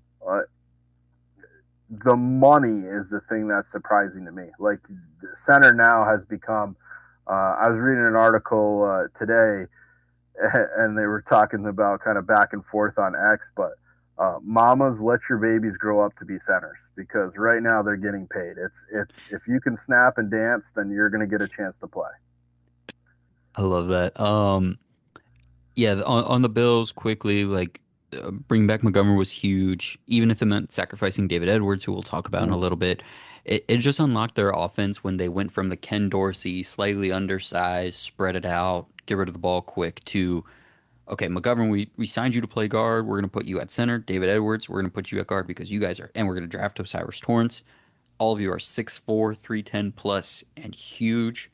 And we're going to hit people in the face. And we're going to anchor and give Josh time to actually sit back and process and unlock a different part of his game and also rely on the QB power stuff when we want to. So they need to bring one of those two guys back to keep that mentality, but also McGovern specifically because at as center, as the communicator, you've got your OC play caller, Joe Brady, also taking head coaching role and all those duties and responsibilities. If it's something off his plate where he can not have to worry about in the headset with Josh saying, okay, this is the play. Also, make sure you watch out for this. Also, make Mm-hmm. sure you get Torrance to do this. If he can eliminate those things because McGovern's going to have it handled, but McGovern and Josh have that communication chemistry, they're going to be able to handle all the little intricacies instead of starting over with a new center to do that stuff. That's huge for them. I freaking love this for the Lions. I love Cade Mays, man. He is such a beast. Talk about like a personality of an offensive lineman matching his head coach. Like Mays, don't let the pictures of him fool you, especially like his Tennessee pictures in college. This man is the meanest, nastiest son of a gun, and like Frank Ragnow, he's a freaking tall center, man. He is 6'4", 320. He's not the athlete Ragnow was, but he is huge, and that's what they want to play. And I like getting, you mentioned the draft for them. I can see the draft for them at left tackle or right tackle. But Mahogany and Ratledge, if those guys are going to be guards for you this season, and there's stuff about both those guys I like, but I Mm-hmm. want a veteran center there in between them to help them out. And getting him for $8 million, like that is awesome. That's a steal when you look at Sean Ryan gaining Mm-hmm. 11. Um, the Lions thing is interesting. Taylor Decker, he has that emotional post game interview at the end of the season where he's talking about retiring. And then, 2, 3 weeks later, he comes back. He's not retiring. And then, like a day later, he's like, "Oh, well, the Lions are releasing me." And I think they were kind of hoping he was going to retire, I guess. And it Mm-hmm. came out basically that they didn't want him back for the money he was on. And considering he almost retired, he certainly wasn't going to stay and take a pay cut to play again and go through that. So he's going to be out there on the market. So for them at tackle, and, they also released Glasgow, who we mentioned. So like they're ready to get younger. And this is a team that screams, we don't want to go out and do the stopgap free agent options. We want to build the line through the draft. Like that's how most of these teams, especially the good ones with the offensive line, that's how they do it. They know bringing these guys in together when they're young, even if it's over the course of a couple of years. You mentioned how hard it is. It's not as easy as it sounds. But if you have the infrastructure and the belief and the O line coach to do it, and they have one of the top ones in Hank Fraley, Mm-hmm. if you have that belief and that's your identity, that's the best way to build the offensive line because those guys can build chemistry. Those guys can be with the same vets over the couple of years, so they're learning the same things all together. So Giovanni Manu, 2024 mid-round pick that they traded up to get, is he ready? Like, is he ready to go? Do you move Penei Sewell over to left tackle now? Do the Tristan Wirfs, where like I know we've been saying don't just do it, but Sewell is one of those freaks of nature who's just so Yep. athletic and it's the same thing like Joe Alt when Joe Alt was coming back. He's just so athletic for an offensive lineman. You just know he's just the left hand, right hand, left foot, right. Like he's just gonna pick all that stuff up based on how athletic he is. Wirfs was the same way. I think Sewell could do the same thing. It wouldn't be my preference. I would rather just sit there at 17 and have one of these left tackles fall to me, or even be aggressive and move up. If Monroe Freeling is getting into the teens, if Lomu isn't shooting up Mm-hmm. boards right before the draft, if I can get a true left tackle in this draft for the Lions, I'm doing that. And Manu, he could be whatever he's going to be. Um, they traded for Juice Scruggs, so there's a veteran swing interior offensive lineman who I'm sure under the Lions infrastructure is going to have a little better development than he was getting with the Texans. And then they also signed Larry Borom, who Mm-hmm. Borom is a career backup stopgap guy, but he played a lot for Miami last year. So even if they just said, "Hey, Borom versus Manu, you guys are going into camp battling for one of those tackle spots," like even that's not bad. It's certainly a step down from where they've been, but that feels much more natural than going out and spending 120 for Rasheed Walker or something like that. Mm-hmm. He's young, you could do it, but he's played enough and he's going to be expensive enough. I don't think you have to. But do they get to the point where they're maybe desperate about it? And speaking of Walker with the Packers, the first thing I wrote was oof, like how the mighty have fallen. Like those years of just drafting a guy in the fourth round every year. He sits for 2 years, Mm-hmm. plays three positions as a backup, and then like is just really good at one position for the next 6 years. Those days are done. And I'll have to go back and watch Brian's tape and Belton's tape specifically from the second half of the season because they settled in at center and right guard in the second half of the Mm-hmm. year. So I want to actually sit and watch how that went for them. But they're looking at a group right now of Jordan Morgan, who they drafted in the first round a couple years ago, Aaron Banks, who they paid big money to last year, Ryan Belton, and then Zach Tom at right tackle. I don't feel great about that because considering Morgan they drafted in the first round and he hasn't been able to stick at any position. They've tried him at both tackles, they've tried him at both guards, Mm-hmm. and he's never grabbed a hold of any of those positions. But I imagine by releasing Jenkins and committing to Ryan, it's like they're saying, and they don't have a first round pick. I imagine they're saying, hey, we're like, and they're not paying Rasheed Walker. We're gonna walk in and Morgan's gonna get the chance to truly be OT1, and if he fails, he fails, and we'll deal with it next year. Kind of deal is what I'm thinking. But like that could be a tough group. It could work out great. Maybe just him being left tackle all the way through is actually gonna be good for him. Like you've said, you can't just assume guys can switch sides and switch positions. And maybe the Packers got a little hubris about them of like we've done that for so long. And maybe this was a guy that they needed to just let him train at one position for a year or two. So maybe from OTAs, the spring through training camp, maybe he just gets to play left tackle with the first group all through the offseason. Maybe he'll have a decent year. But yeah, I feel the least good about that as of now. But TBD, I'm gonna try to watch film on those centers again. Um, with those moves, plus the Titans releasing Cushenberry, I mentioned Ryan Kelly retiring from the Vikings. Mm-hmm. These are the teams that I would call having clear holes at center still. Now there are several teams that I think could use an upgrade, but these are the ones that I don't think have their starting center on the roster right now. And it's the Ravens, the Titans, the Commanders, the Vikings, and the Panthers. Now the Panthers could re-sign Austin Corbett, who they converted to center a year or two ago. While he's been injured, that's when Cade Mays was the starter. He's a free agent, but he played a good chunk of last year at all three interior spots. Um, but none of these teams have a noteworthy name currently on their roster. But if Corbett gets that job, if Cushenberry gets signed, if Postage comes back, relatively healthy, but I'm talking about a 32-year-old coming off a torn Achilles as like the third best center available right now. Mm-hmm. And then I mentioned Matt Hennessy, Andre James. Um, yeah, you mentioned it. Like the names we're going to get at the bottom, the 30, 31, 32nd ranked centers starting this year are going to be tough. But again, we said that going into last year with Sundell getting the job in Seattle and Andrews getting the job in Houston. Obviously, went much better for one team than the other in that case. But there's going to be some weird names starting this year, I think, at center. Mm-hmm. And like you said, the thing is, you take a look at the Seattle game plan. So Seattle though went, if this doesn't work, the kid that we're playing at guard, we could probably move to center. And we Hmm. could probably make that switch. So like if it doesn't work, we're still going to get to play with the same two guys. They're still going to build chemistry, and we could just make a switch. They caught fire, and it ended up working out great for them. Uh, the one that jumps out to me in the type of play that they like are the Panthers. I Hmm. think they need to make a decision on what they're going to do. Like you said, you let one guy walk, you let Mays walk, and I think he'll, like you said, the mentality, everything about that, he's going to fit in Detroit, and Hank Fraley will love him, and his head coach is definitely going to have a field day with him. But if I'm Carolina and I'm starting to make moves and I think we've put some pieces together and we have something, they were one of the ones that I was surprised that didn't spend some money to try to get Mm-hmm. somebody.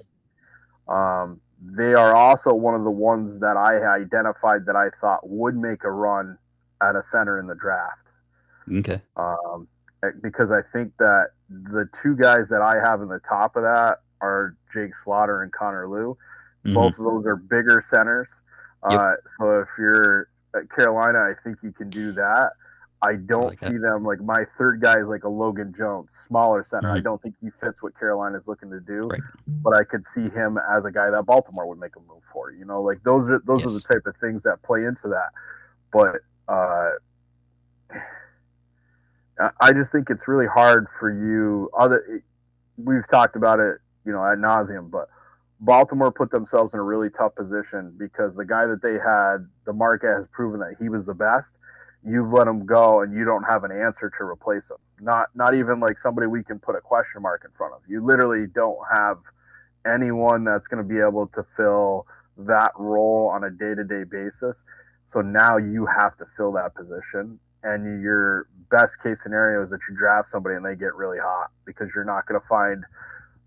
You've already. Why would you go in free agency and now sign a center? Because you had the best one, you let it go. So like, what are you doing? It just proves that you don't have a game plan in front of you, and that's tough to go. You make a coaching change, all this continuity, great drafts, and then you just muck it up and not be able to get out of here. So What do you think of Cushenberry right now? And injuries aside, it's been inconsistent ever since he signed with Tennessee, man. And I loved him I loved him in Denver. I loved him coming out. I thought the Tennessee move was great.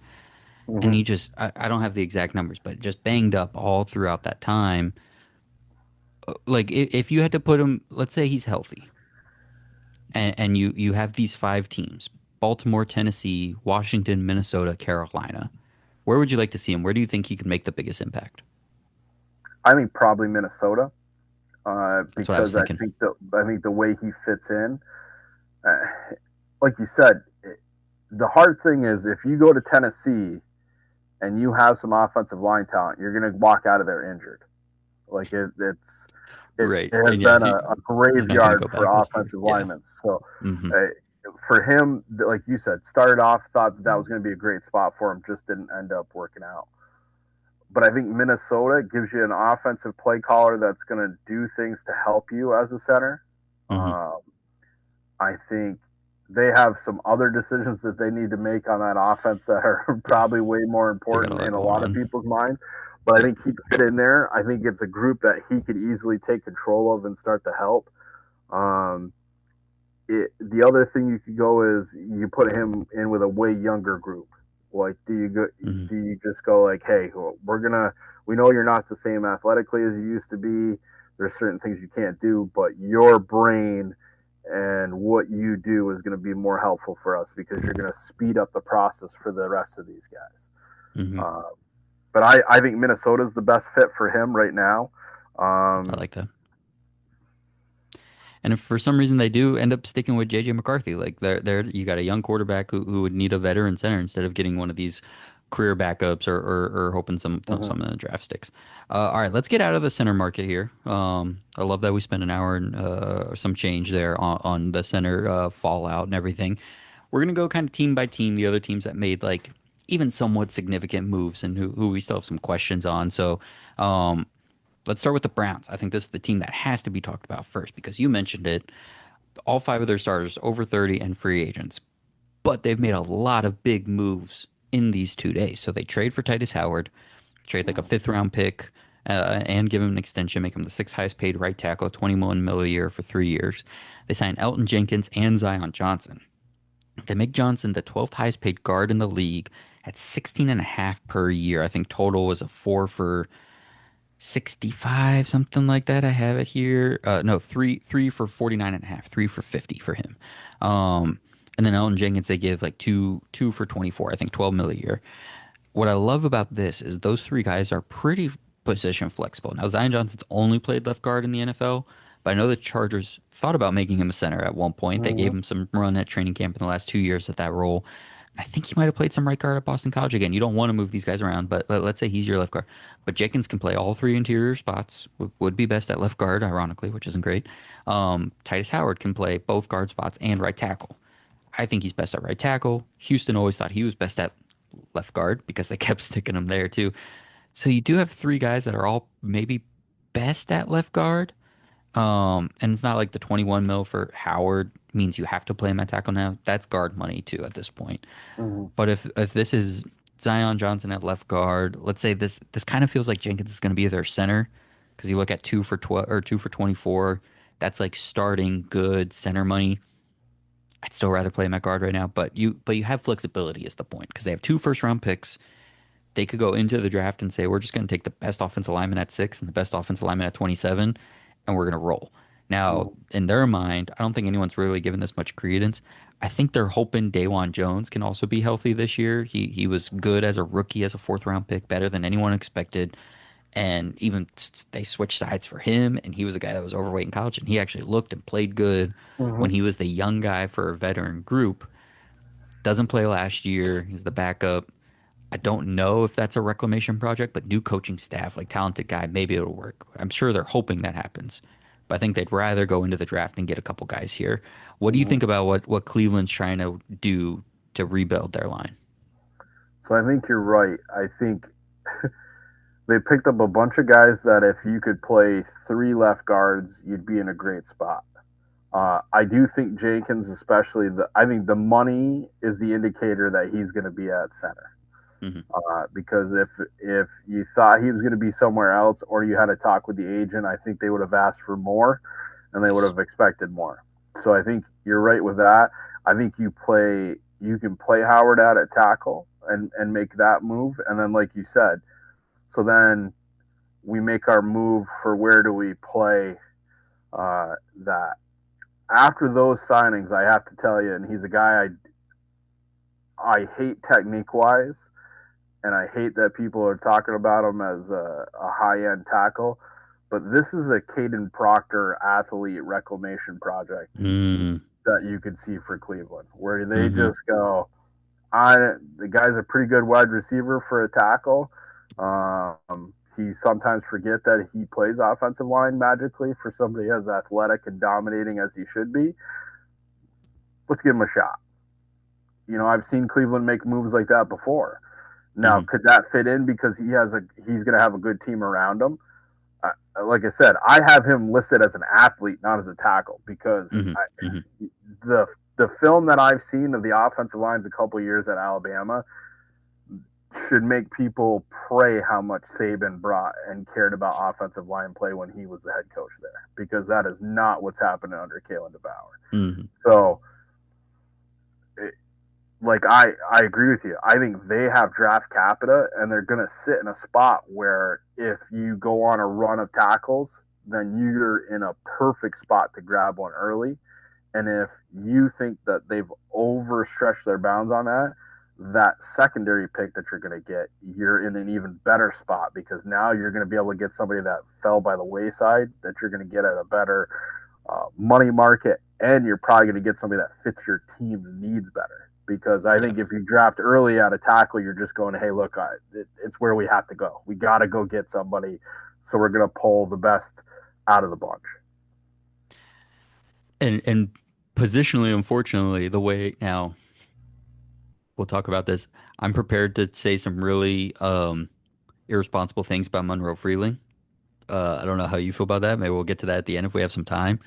Other than him, you talk about the top tackles in the class projected, the guys that you could see taking at 6 overall are right tackles. So then you're like, do we move them? Do we Mm-hmm. move Tytus? Like, does Tytus play right guard and we draft a right tackle? You could do that. You could do that.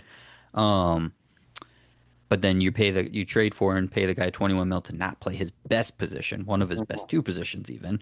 Is that great process? I don't know.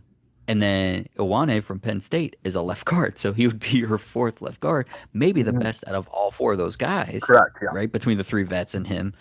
But like, you're not going to ask him to move over as the 6 overall pick because who in the NFL would be on the offensive line and take a borderline 1st round player and ask him to play out of position and move veterans who play in that position, other than the Houston Texans, who I complained about all year. It's One gone other, so one other, well for them. So we, we have to play Ariante Ursu at left tackle, so let's do everything we can to make not right tackles play right tackle. Um, the Browns also did re-sign Tevin Jenkins, who was with the team last year, has played a lot of right guard in the NFL. So like maybe he's even the right guard situation for 1 year. The money hasn't come out on that yet, which means it's going to be like backup money, if not even worse than backup money. But there's another option for them at right guard. Um, let's get to the Texans, the team we were just making fun of.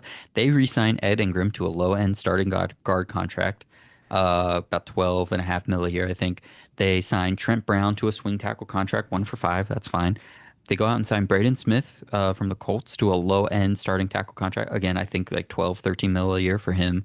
The lineup looks like what they're going for is Ariante Ursary, Jarrett Patterson, Jake Andrews, Ed Ingram, Braden Smith. I think the Blake Fisher experiment days are over, especially based on Smith being signed and Trent Brown being brought back. Um, I'm afraid to ask, but what do you think about what the Houston Texans are doing? well, like you said, the deals that they made, I don't have problems with because I think you're getting Smith on a decent contract to play the position that he's always played, Hmm. and the two guys that you signed at tackle, they understand that they're not dominant tackles anymore, if they Hmm. ever were. So you've made a decision as the Texans that you're just going to kind of have this patchwork, baseless offensive line. If that's what you're going for, that's fine. But you're going to have to add. There's need for more additions to this group because you don't have there. No. There's no element that you can hang your hat on. You didn't grade an offensive line where you're like they're great pass protection. Oof. You, do we run well? No. So like we didn't add anybody that strengthened that spot. Like the Colts had the same problem. They made those moves, and that's why they let these guys go again. Like Hmm. it's Right. if you can't decide how that protection's going to slide and who's going to be the one that help, if everyone on your offensive line needs help, then we don't have an offensive line. And right now, that's exactly what they're doing. They just signed two guys that need help at tackle. So, but you don't have A1 guards. So how are you going to be able to? You're going to hold a tight end. You're going to chip a tailback every single time. That's not what your offense has asked of them. So now, like I don't get the Texans. This is what they do. You position yourself to be able to make a move, and then you bury yourself by continuously making the wrong choice when you're making draft picks because you get the thing I've seen from them, especially also offensive line, they get enamored with one person. I don't know if there's a single scout that they follow above other people and he jumps on the table and says, this is the guy we need to take. But then they get there and then they can't fulfill what they've been told. So your quarterback gets killed. You don't have a running game. You're going to go back through this same thing. And then now you're going to be looking for a quarterback and a brand new offensive line again because year one projects didn't work out for you. The Texans, man, they cracked me up. And the free agent moves with Ingram and Smith, the fact that those guys are literally like when you go on over the cap and you sort by positions, it's literally like this is the bare minimum for starting guard and starting tackle contract. And the fact that those guys are going to play next to each other, like you're going out and like at Mm-hmm. that point just put Blake Fisher out there for half the price Mm-hmm. and like how much worse is it going to be? Now it could be worse, but like then you can use that money somewhere else, right? Why shop bottom of the barrel at positions that are going to have to play next to each other when you're still trying to develop this left tackle and you've got these I forget where Patterson was drafted at this point, third round, fourth round, fifth, whatever it was, but you've got these still relatively unknown players at the other two spots. Is tough. Um, if they didn't trade, not that I wouldn't imagine nonsensical moves to happen from the Texans, if they didn't trade Laramie Tunsil for like leadership and personality and chemistry issues, um, I'd say like I could see this being a Caden Proctor team draft him at the end of the first round, like put him at guard, and like in theory that makes sense. But considering all the concerns that there were at Alabama for that, like that's not the group I want him to go to. I have a different team I want him to go to that I'd be very excited to see. I'll tell you that later. Um, but yeah, this group is strange. I don't know what the plan is. You're not going to get Iwane at 24 to just kind of slide in there at left guard. And unless they start spending a little money in free agency, I don't know why they needed a fourth safety in Reed Blankenship, but that money could have gone to two starting offensive linemen in this class. I mean, Mm-hmm. the fact that Biadasz is getting 10 mil a season and, like Van Roten wouldn't have cost you more than 10, 12 mil a season. You could have taken that Blankenship contract and gotten both those guys, and that would have been an immediate upgrade. So I'm not quite sure. Mm-hmm. For the Colts, quickly, with just because Braden Smith is leaving, we'll just update everybody. Blake Freeland has been playing a lot of right tackle. He played that spot last year. It's funny, before Frank Reich was there as head coach, they were good at drafting and developing these offensive line players. For the couple years Reich is there, their entire offensive line just got so much worse. And then as soon as he left, they started getting good at it again. Um, and whether it was Bortolini and Goncalves last year taking over center and right guard for the veterans that left and Fries and Kelly, and Freeland's going to slide and take that right tackle spot. Do you have any big Freeland thoughts or just other than it's the Colts and they found a mid round pick that's going to be passable starter for another season? I think that's exactly the thing. I think you mentioned it too, Simon. Like that's they were kind of a black hole of offensive line play for a while, and then you get Quentin Nelson, and then you kind of do patchwork for a couple of years, where every single year that one patchwork you guy gets picked up by somebody else for a much bigger contract the next Hmm. contract. Uh, so you bring Phelan in, you let him do what he's going to do. Like you said, I think they're ecstatic with how the draft picks worked out for them for their interior offensive line. You have Nelson. You have the ability to make some moves. Uh, you, the thing for them though is you got Daniel Jones, who's having an outstanding year, coming back off an injury. You have a backup quarterback that maybe should have never been a quarterback. Maybe he's a quarterback. Who knows where we're going to play? We did sign our number one wide receiver, gave him a ton of money. Again, money you probably could Hmm. use someplace else, but you've made a decision that Pierce is worth that contract, and I think the market will show that he is. But for them, they've made a killing out of those later round guys that have hit. So if you trust that you're going to make the right decision on that, then by all means, don't spend the money. We'll recomp it coming down the road. And I think that's a credit to Ballard. I think that's a really good draft strategy because we've seen the coaching staffs change. So it's not just that there's a Mm-hmm. secret. Now, I don't know. Maybe they've actually been retained the same old line coach for all this time. I don't know who that is. But I don't think that's what's at like these staffs are I mean if you think about it like there's a lot of the same bloodlines for these coaching staffs that the Colts have had. But I think it's more about Ballard doing having a good eye for the position. So good on them.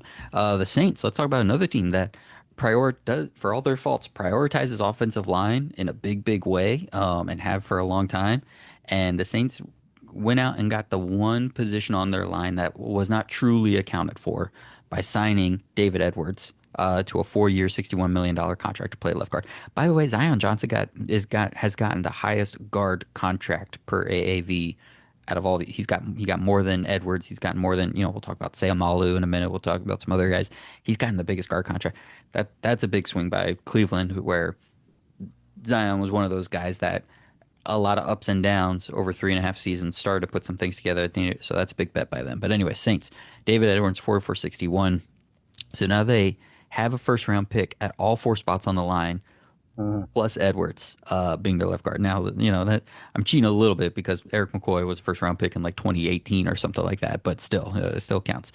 I do wonder if they try to bring back Luke Fortner, who was the former second or third round pick by the Jaguars, for insurance for McCoy, because McCoy has played 7 and 5 games in each of the last 2 seasons, started and finished 7 and 5 games in each of the last 2 seasons. And I'll have to watch some of Fortner if they do re-sign him, and that kind of is the plan. But by all accounts, he did a pretty good job for them last year. Um, but what do you think about David Edwards going to the Saints? I think, like you said, they made the decision that we needed to add that piece. Uh, and the only thing, like, are we making other, are we picking up players in free agency that were first round picks with the other team, and then now they're going to gel on our team? Like, that's an interesting philosophy.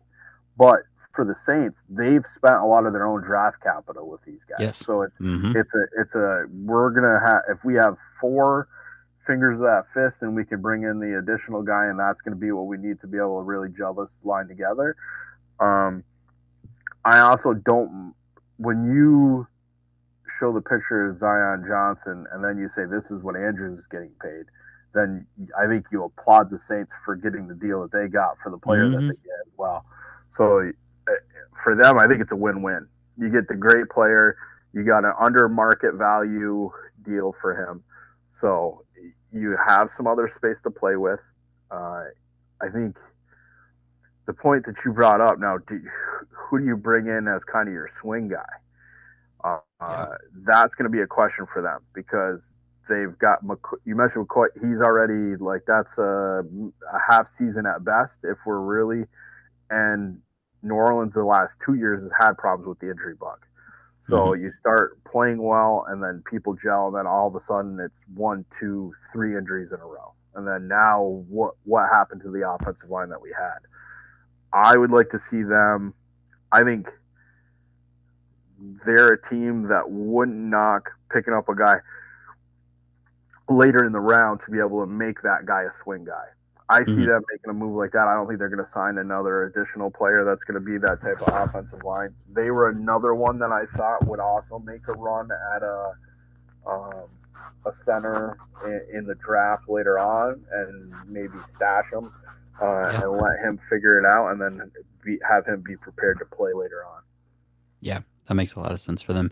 The Cardinals, they get Isaac Seumalo. They basically had to rebuild, a good chunk of their offensive line with both right tackles, Kelvin Beachum and Jonah Williams, being free agents. Um, Left guard was certainly a question. Isaiah Adams, like, is he going to work out at right guard long term? Do we need to do something different there? So they had a few questions. Isaac Seumalo getting three for, I think, 31 and a half. He's getting basically 10 and a half mil a season.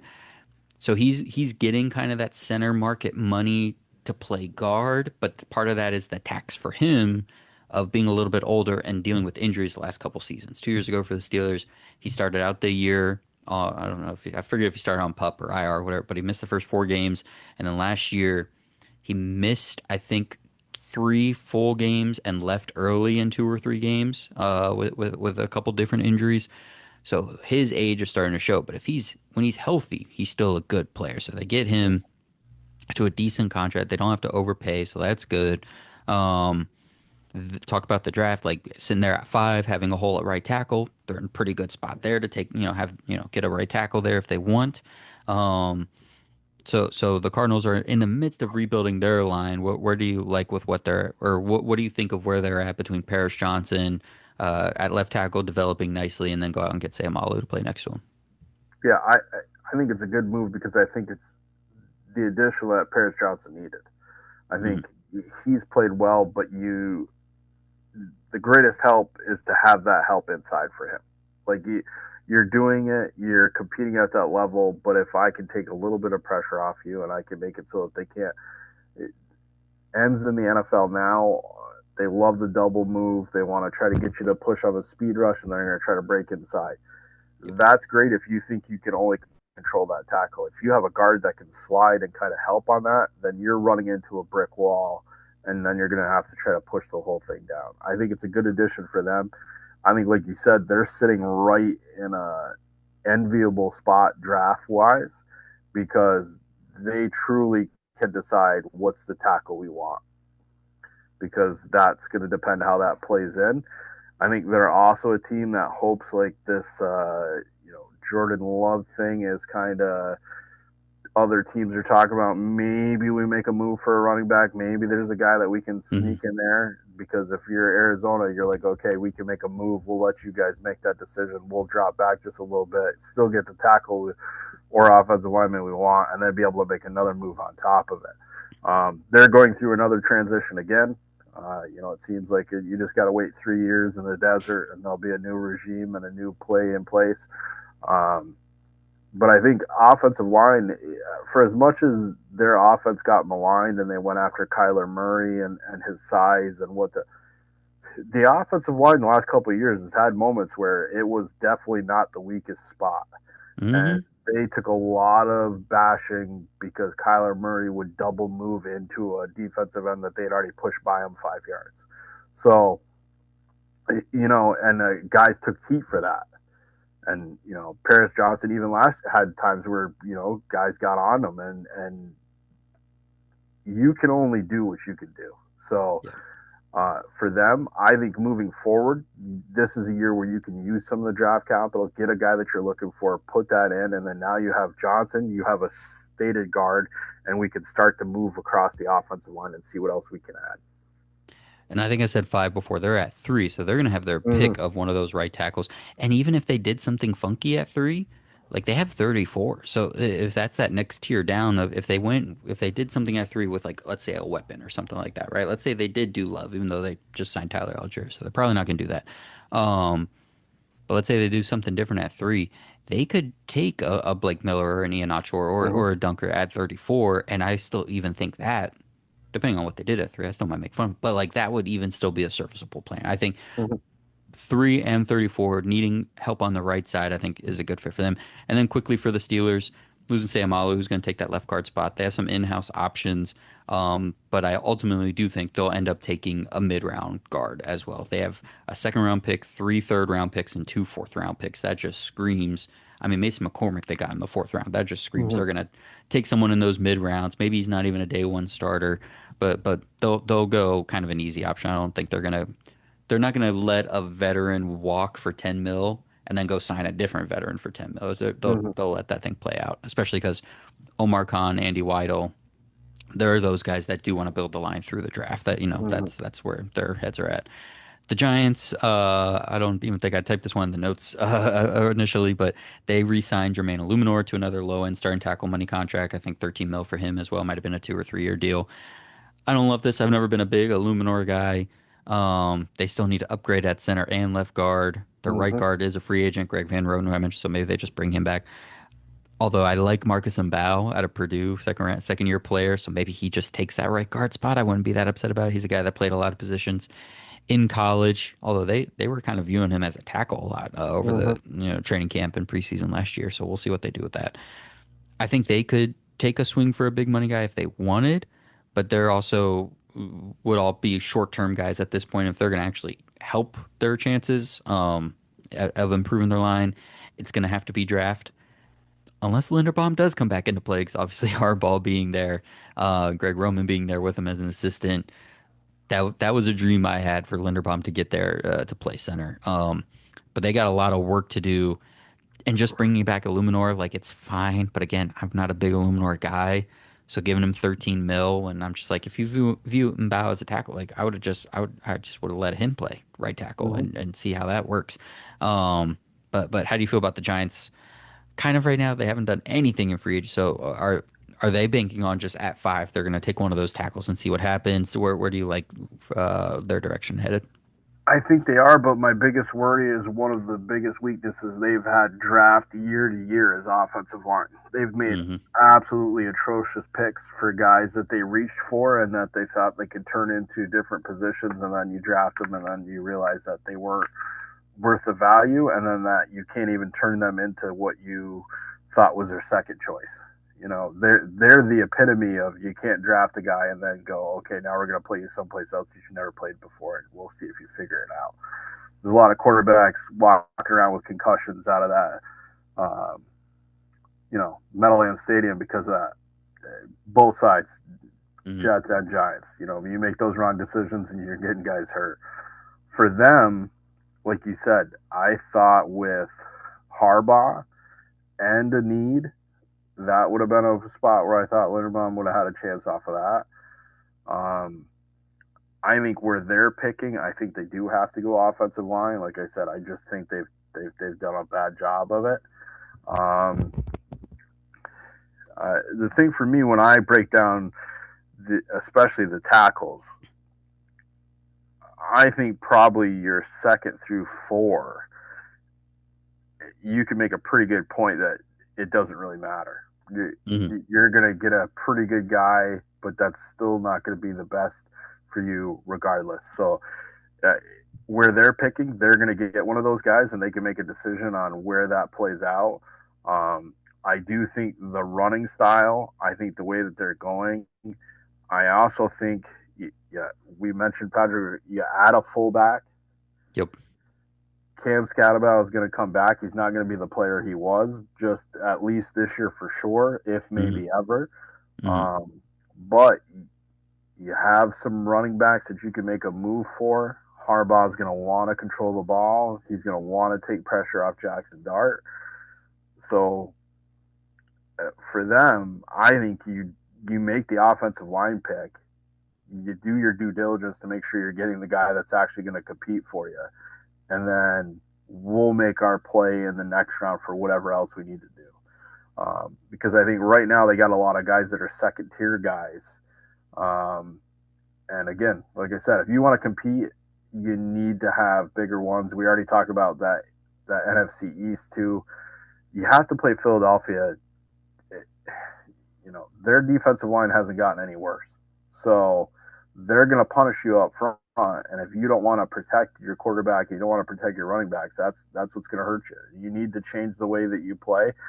Harbaugh's going to do that, and then you need some pieces up front. You can't keep on misdrafting on offensive linemen year after year. And Illuminor has played guard, so if they get one of those right tackles in the draft, they're Mm-hmm. similar to Arizona. They have picks 5 and then 37, so they're in good range to get a right side player. Um, Illuminor could potentially play right guard for them, although I think he's been more of a right tackle, left guard guy. But I'm sure his veteran savvy, having the fact that he's played both positions and both sides, I'm sure you could technically get away with it, but certainly just Illuminor on his own, just like not ideal in my mind. Looming over all of this is quietly in the background. The San Francisco 49ers are having this contract dispute with Trent Williams. And like, come on, man, what are we doing? You're trying to win a Super Bowl. Like, come, just stop it. And we did this a few years with them, and I'm sure it's ultimately going to be fine. But then yesterday they go out and they give Vidarian Lowe a 2-year deal worth just enough money that it feels like Shanahan's back there saying, "Yeah, I could let him start at left tackle." Again, the hubris of Shanahan and what he does on the offensive line. And you, I know, are very familiar with Vidarian Lowe as him being a former Patriot. Um, I don't care so much about talking about like what this would look like for San Francisco, but I do think this is a domino holding up the left tackle market. The fact that Rasheed Walker is still out there, being the only like true veteran left tackle available. I mean, even Dan Moore got signed day one of Mm-hmm. free agency with Tennessee. Now, is that a little bit of a cautionary tale where he wasn't great for Tennessee in year one? Maybe. But I think enough people can write off what that situation was. I would think Rasheed Walker, after 2 days now, would have been signed, but he's not for a reason. Taylor Decker is still out there kind of waiting. Even Jawan Taylor, a right side player, but a tackle, is still out there as a free agent. I think a lot of teams are out there waiting for Trent Williams. We don't need to get into like should the 49ers re-sign Trent Williams because obviously they should. But I want to talk to let's just have a fun little scenario moment of who are the teams that could use Trent Williams. So I went through the whole list. I went through all the left tackle teams. And obviously, like it goes without saying, every team would be better at left tackle except for like 2 teams if they traded for Trent Williams. So I'm putting that aside. The realistic, or at least somewhat realistic teams that I could see doing this. The Browns and the Dolphins could use a major upgrade at left tackle, but I don't think either of them have the money to make it happen. Although I didn't think the Browns were pay $60 million for offensive line overall, but here we are. Um, I'll just say it. Pittsburgh needs a left tackle. Broderick Jones suffered a pretty severe neck injury. I think needed spinal fusion surgery or neck fusion surgery as a result of it. Like that that's not good, obviously. And they have some pretty significant draft and financial capital that they could invest in Trent Williams. That would be pretty sick for me. I would love that. Um, could the Cowboys do something? They were going to make a splash for Max Crosby, so obviously they're willing to spend some money. And Tyler Guyton, who they like, played right tackle in college, so he has experience doing that if they wanted to keep him but move him over. And then there's the Bears, and oh boy, man, if you got Trent Williams over there next to Joe Tooney playing for Ben Johnson, that would be freaking sick. Um, the Lions, obviously, but like I said, and like we said, they feel like much more of a draft and develop kind of team, but that would be interesting. So those are my biggest ones. Ultimately, is there a team you would like to see him to if we're going to play in this pretend world where he actually does get moved? But also, just do, do you actually think there's any merit to the idea that he could leave, or is this just all contract back and forth and they'll get it done? I think there's merit because it's Trent Williams. Uh, the thing is that I don't think that the 49ers have anything to stand on to say that he's not the top left tackle in all of football. So when you can clearly state that and you know that there's nobody else that's inside the realm you are. So for Williams, like if you don't want to pay me, somebody else like it's only gonna hurt you if you don't make this deal. I've proven this Hmm. before. Like the at least with Washington, and it's terrible to say this, but they literally misdiagnosed him having cancer, and it led to a complete fall down in his trust for them and everything else. But that's a mistake you make. So if you're, it's not as serious, but if you're San Right. Francisco and you think that you can play this game where somebody else is Trent Williams, I can tell you you're wrong. Hmm. Like as, and it will be real noticeable the second you don't have Trent Williams playing for you. Because all those run plays that go and the people that don't have to get touched automatically become a real problem for you. And you spent money on Brock Purdy. So here's the thing: you spent the money on him. Brock Purdy is definitely not the best quarterback in the NFL. He's not even in the top. I mean, for me, it's pushing if you say he's the top 10. He does what he Agreed. does because you allow him to do. One of the reasons he's allowed to do what he does is because you pay Trent Williams to protect him. Hmm. So if we're gonna play this game where we move him around, and you think that because you play somewhat of a gap scheme in San Francisco, you take the kind of Shanahan Gibbs zone blocking idea, and you go like, okay, well, we can manage around the left tackle. They can't. Like it won't be close. Christian McCaffrey is going to get injured a lot quicker than what he has before because it's Trent Williams and pray for rain in San Francisco. When you're talking about who's your like fantasy land weapon, you mentioned it. If you put him and Joe Tooney in Chicago and say just do what you guys want to do, and you have Caleb Williams that's now starting to figure life out, yikes! Jesus. Because you have Colston Loveland, who's an developing tight end, but is undersized, and then now you're going to give him the ability to be an okay blocker, but look great because they can't shift him down because now the left tackle is outstanding next to him, and the left Hmm. guard is also outstanding next to him. So you can slide protection now to cover weaknesses that you didn't know that you had before. Um, like you said, there's not an NFL team that wouldn't take Trent Williams if they could get their hands on him. But if you're San Francisco and you make the mistake of thinking that you can operate without him, I, it's a terrible decision for them. He would be one of the guys that I would just go, you give us a number, Trent, we'll come as close Here's as a possible, and here's a we'll blank figure it check. out from Yeah. there. Especially with all this pressure, man. They need to win. There's no sense in this. And I just double checked. Colton McKivitz is the right tackle's name. Shout Mm. out to him. Want to make sure there's no other line combinations I meant to get out there. I think that's it on all the big news. So let's get into a little. We're gonna do a rapid fire draft thing. I don't need scouting reports. If you guys want Shane's scouting reports, I need you to go to Pro Football Enterprises YouTube channel with Ben and Austin and Shane, where I know they've done at least a handful of these offensive linemen. And as we get closer to the draft, I'm sure we'll come back through and we'll do some more deep dive stuff.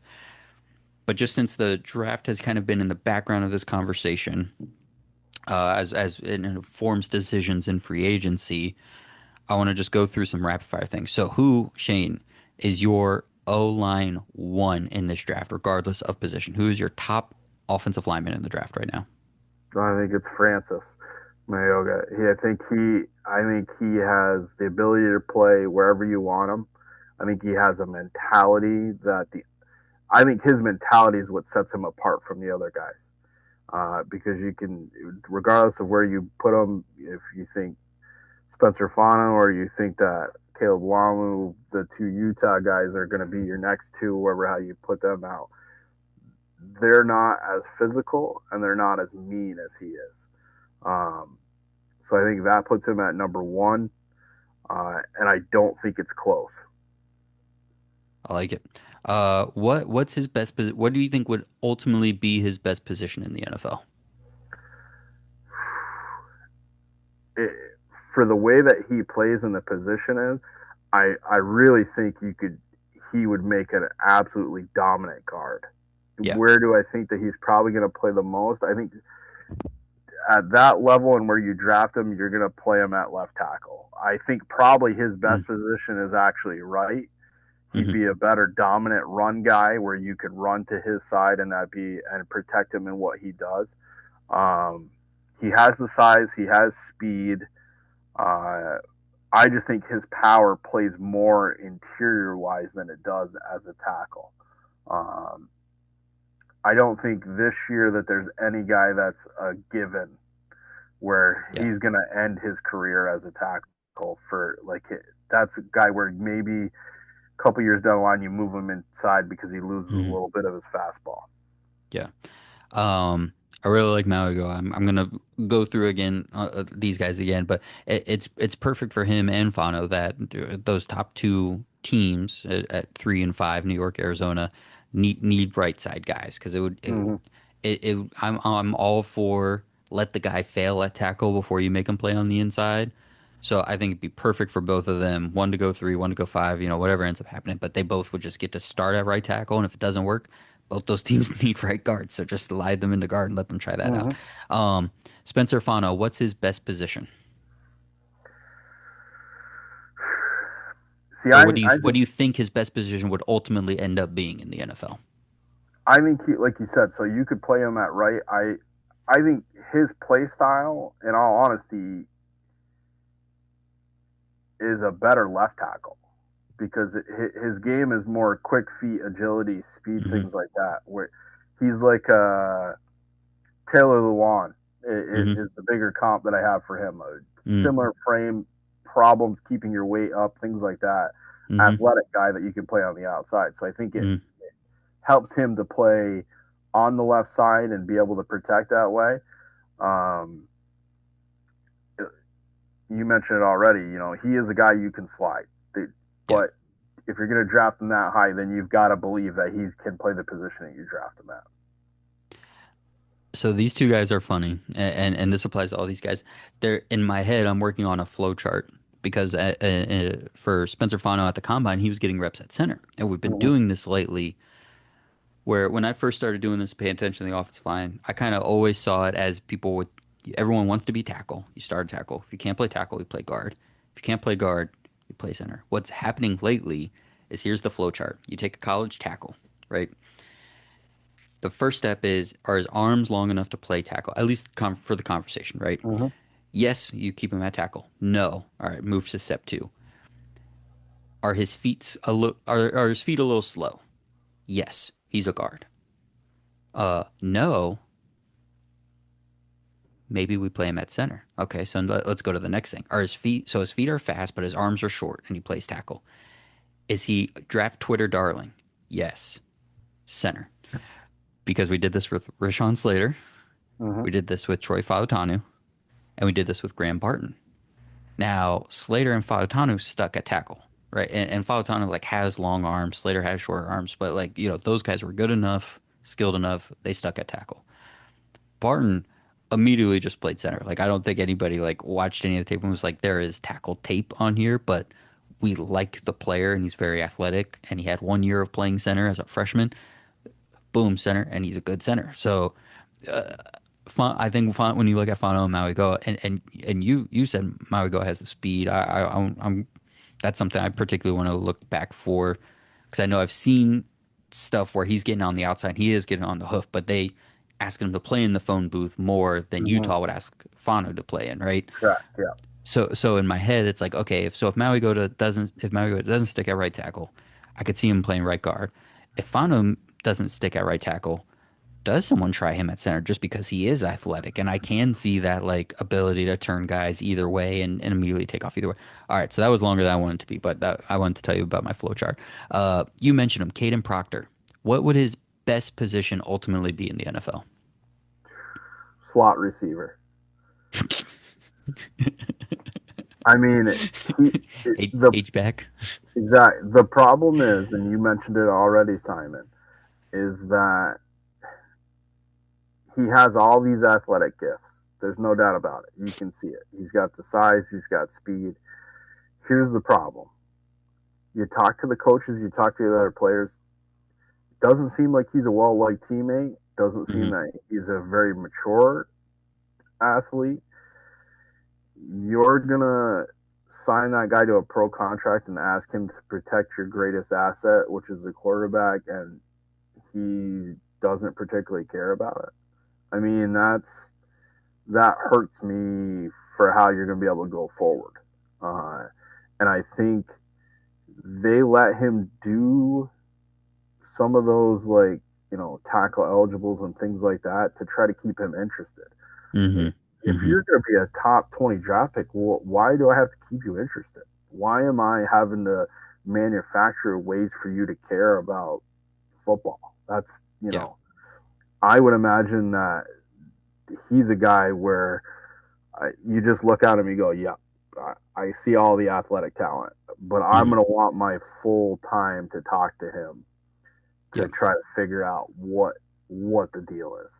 Also, he's a guy where he's from Iowa, goes to Alabama, doesn't have a great beginning in his Alabama career, goes back to Iowa, then transfers back to Alabama before he ever touches the field for Iowa.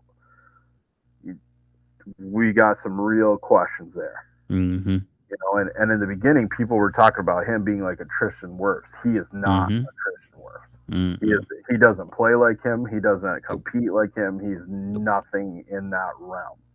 Nope. Uh, but he's a guy that's going to get drafted because of those physical attributes, Hmm. and it's going to be a GM's neck on the line because you're going to reach for him because you get scared that these other tackles are going off the board and you're going to get somebody like you're going to make a move to go get Proctor, and then another GM that knows what they're talking about is going to be laughing because Monroe Feeling is sitting there and he's shot up the draft board. I mean, some of the draft boards he's shot up 40, 50 spots based on what he could do. So then all of a sudden you overstretch, and then somebody else is going to. This is a Howie Roseman type deal where you're just like, okay, yep, Hmm. you guys did Hmm. that. That was real stupid. We're picking the guy we want. Or you see the Rams where you're like, oh, I can't believe we picked him. And then you're like, send the pick in before somebody figures out what they did wrong. Um, like I said, I didn't like Proctor from the very beginning. Um, the tape you watch at him at Alabama, bad hand placement. For a guy who you see physical talent is, he doesn't use it when he needs it. Um, Alabama chose to run away from him on some of the plays where they needed first downs. I don't know how you're your number one tackle and we run away from you when we need it. Um, other than the trick plays, I've got questions about maturity. I've got questions about toughness. I, you can get away with that being a slot receiver. You can't get away with that being an offensive tackle in the NFL. He's a guy where, like I said, out of the top seven, I have him rated 7. I think athletically he should be 1,000% better than what he is. But I mean, I'm looking at guys that are in between players where you're going like even at Jennings Dunker where you're going to go like we're going to move him. He's not going to play tackle in the NFL. Hmm. But I would still go. I'd rather play him at tackle than I would playing Caden Proctor. I don't think he's going to have a good NFL career because I don't think you magically get it when you get to the NFL. It's a real depressing scouting report. But on that note, can you? I say it's depressing, but I definitely agree. But can I tell you what my dream fit for him is? Hmm. The Bills, I could see that. based on the fact that they just want to be big and mash people, and talk about like getting him in a room where there can be some character guys that are gonna straighten him out and tell him to do the right thing. You literally play him between Deion Dawkins and Connor McGovern. And again, switch of positions, that whole thing. But like you said, not playing tackle. So I'm gonna put you on the left side, gonna put you at left guard. Because when he is just asked to be in a phone booth and just hold his spot, he can do that. And it's sad that a person that should be as athletically gifted and play to that as he is, that I'm going to ask him to essentially just be left side Osiris Torrance, who Torrance, none of those same concerns, Hmm. but just athletically, like the man was like 350 pounds at Florida and he couldn't move anywhere. But he was, I mean, oh shoot, who was the guy? Who was the Panthers guard for so long that even came in, was with the Steelers for a couple years? Just like can't move at all. But it's just a mean son of a gun, and it's just so strong that he's just gonna get his hands on a guy and he's not gonna move anywhere. Like the defender's not gonna have a chance to get anywhere. And like I'm gonna put Proctor in that box and just say, hey, in pass protection, we just Dawkins and McGovern are gonna worry about all the stunts. We just need you to get your hands on someone and keep them there. And in the Hmm. run game, man, for as athletic as he is, he can't even push vertically. He's not getting the technique is not there to actually move anybody off their spot. So maybe we can work on that with him. Probably not. But hey, man, just get your hands on somebody and turn them the direction I tell you to turn them in. And based on the way they want to play and how he could be insulated, that's my dream for him right there. All the way down at 26. Yeah, he goes after Fano, Maui Goa, Freeling, Iwane, Lomu even. Um, Down at the end of the first round, they just plant him at left guard and tell him to not move Hmm. anywhere and just try to be mean and see if he gets some out of it. That's my dream for him. See, and I as much as I dislike that as a player, I don't disagree with that as being a good choice for him, Simon. The other thing is, uh, and I don't think the Bills got credit for this. You mentioned it before. If you're gonna play your home games in Buffalo, which as a Northern New Yorker, I can tell you it's gonna be cold, it's gonna snow. Why would we not look for the biggest, meanest group we can have? Because regardless of how great our quarterback is, and we use him more as a running back than sometimes we should, we're going to need to control the ball because regardless of how they think this new stadium is going to completely stop wind like no stadium has ever been able to do in the history of mankind, you're going to need to be able to control people when this comes through. Like you said, I don't think I'm a big believer in, you know, you're not going to change your spots when you get to the NFL. Like Hmm. the leopard is not changing all of a sudden. And I don't think Caden Proctor is going to put it together where all of a sudden he turns into an absolute animal. But if I'm only asking him to do certain things and I'm literally telling him, this is all, like, you're going to do this and it's the only thing we're asking for you and you better do it because you could be the one piece we need. If you don't, then he's going to be an early exit guy, you Hmm. know. Hmm. Um, the other thing, I think the Bills also, they're in a spot where if you don't go up and take somebody like him, I wouldn't be surprised if they get somebody late. You mentioned Caleb Lamu. For me, I think he's the better, in all honesty, technique wise, agility wise, of the Oh Utah yeah. offensive lineman. Ooh. But Hmm. he just doesn't fit the same profile for what you're looking for. He's a Hmm. guy that's had to build himself up a little bit more. But Yep. again, he's a guy that if you tell him this is what we're going to ask of you, he's going to do it. There's not going to be any questions asked, and that's two guys that have the mentality Yes. because Utah was just going to pound people. Hmm. You know, Look, we'll go through a pig farmer and 13 other quarterbacks, but guess what? We're going to run for 230 each game. I love those two, man. I love those two. I really love the top of this offensive line group. So as we get continue to get closer in the draft, there will be more prospect talk. But I wanted to get some early thoughts, quote unquote early thoughts. We only have like 5 more weeks from you on that. That is going to do it for us tonight, Shane. Man, thank you so much once again for coming on and doing this. I love being able to do these O line deep dives. And if it's you or if it's Ben, if it's both of you, if it's me by myself, I have a great time. But it was awesome having you here to chat with. So thank you for being here. I appreciate it, Simon. Like I said, I told Ben during our discussion that I'm sure Simon and I will be able to talk for multitude of hours on offensive linemen. There are probably people who will tune out and then tune Oh my back in gosh. and then go, hey, yeah, now this is the part that I was looking for. Why couldn't they have put that in the first 25 minutes? Exactly. At one point, man, we were buzzing through. I looked down, it was like an hour 13. I was like, dude, are we gonna do this in like 90 minutes? Nope, we figured it out. We made it happen. I really appreciate it. So everybody out there, make sure you are checking Shane out on Pro Football Enterprise with our friend Ben Parker. They will be continuing to get you guys draft prospect, scouting reports, and then draft and additional NFL content all the way up to the draft and beyond. So make sure you check that out. Thank you to Shane for being here. If you're here on YouTube, thank you for being here. Like, subscribe, comment. If you're a fellow O-line enthusiast, this is where you want to be because there will be tons more O-line coverage specifically all through everything we do here. So thank you for being here. If you're listening on audio A1 Day One, we appreciate you as always. This episode is even coming out a day early because we wanted to get on top of the news and everything. So this will be out on Wednesday, and then we'll be back with our normally Thursday scheduled programming starting next week.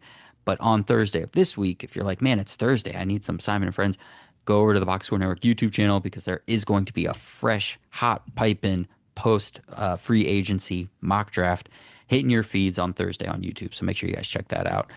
Thank you all so much. We will talk to you again soon. Have fun and be safe out there.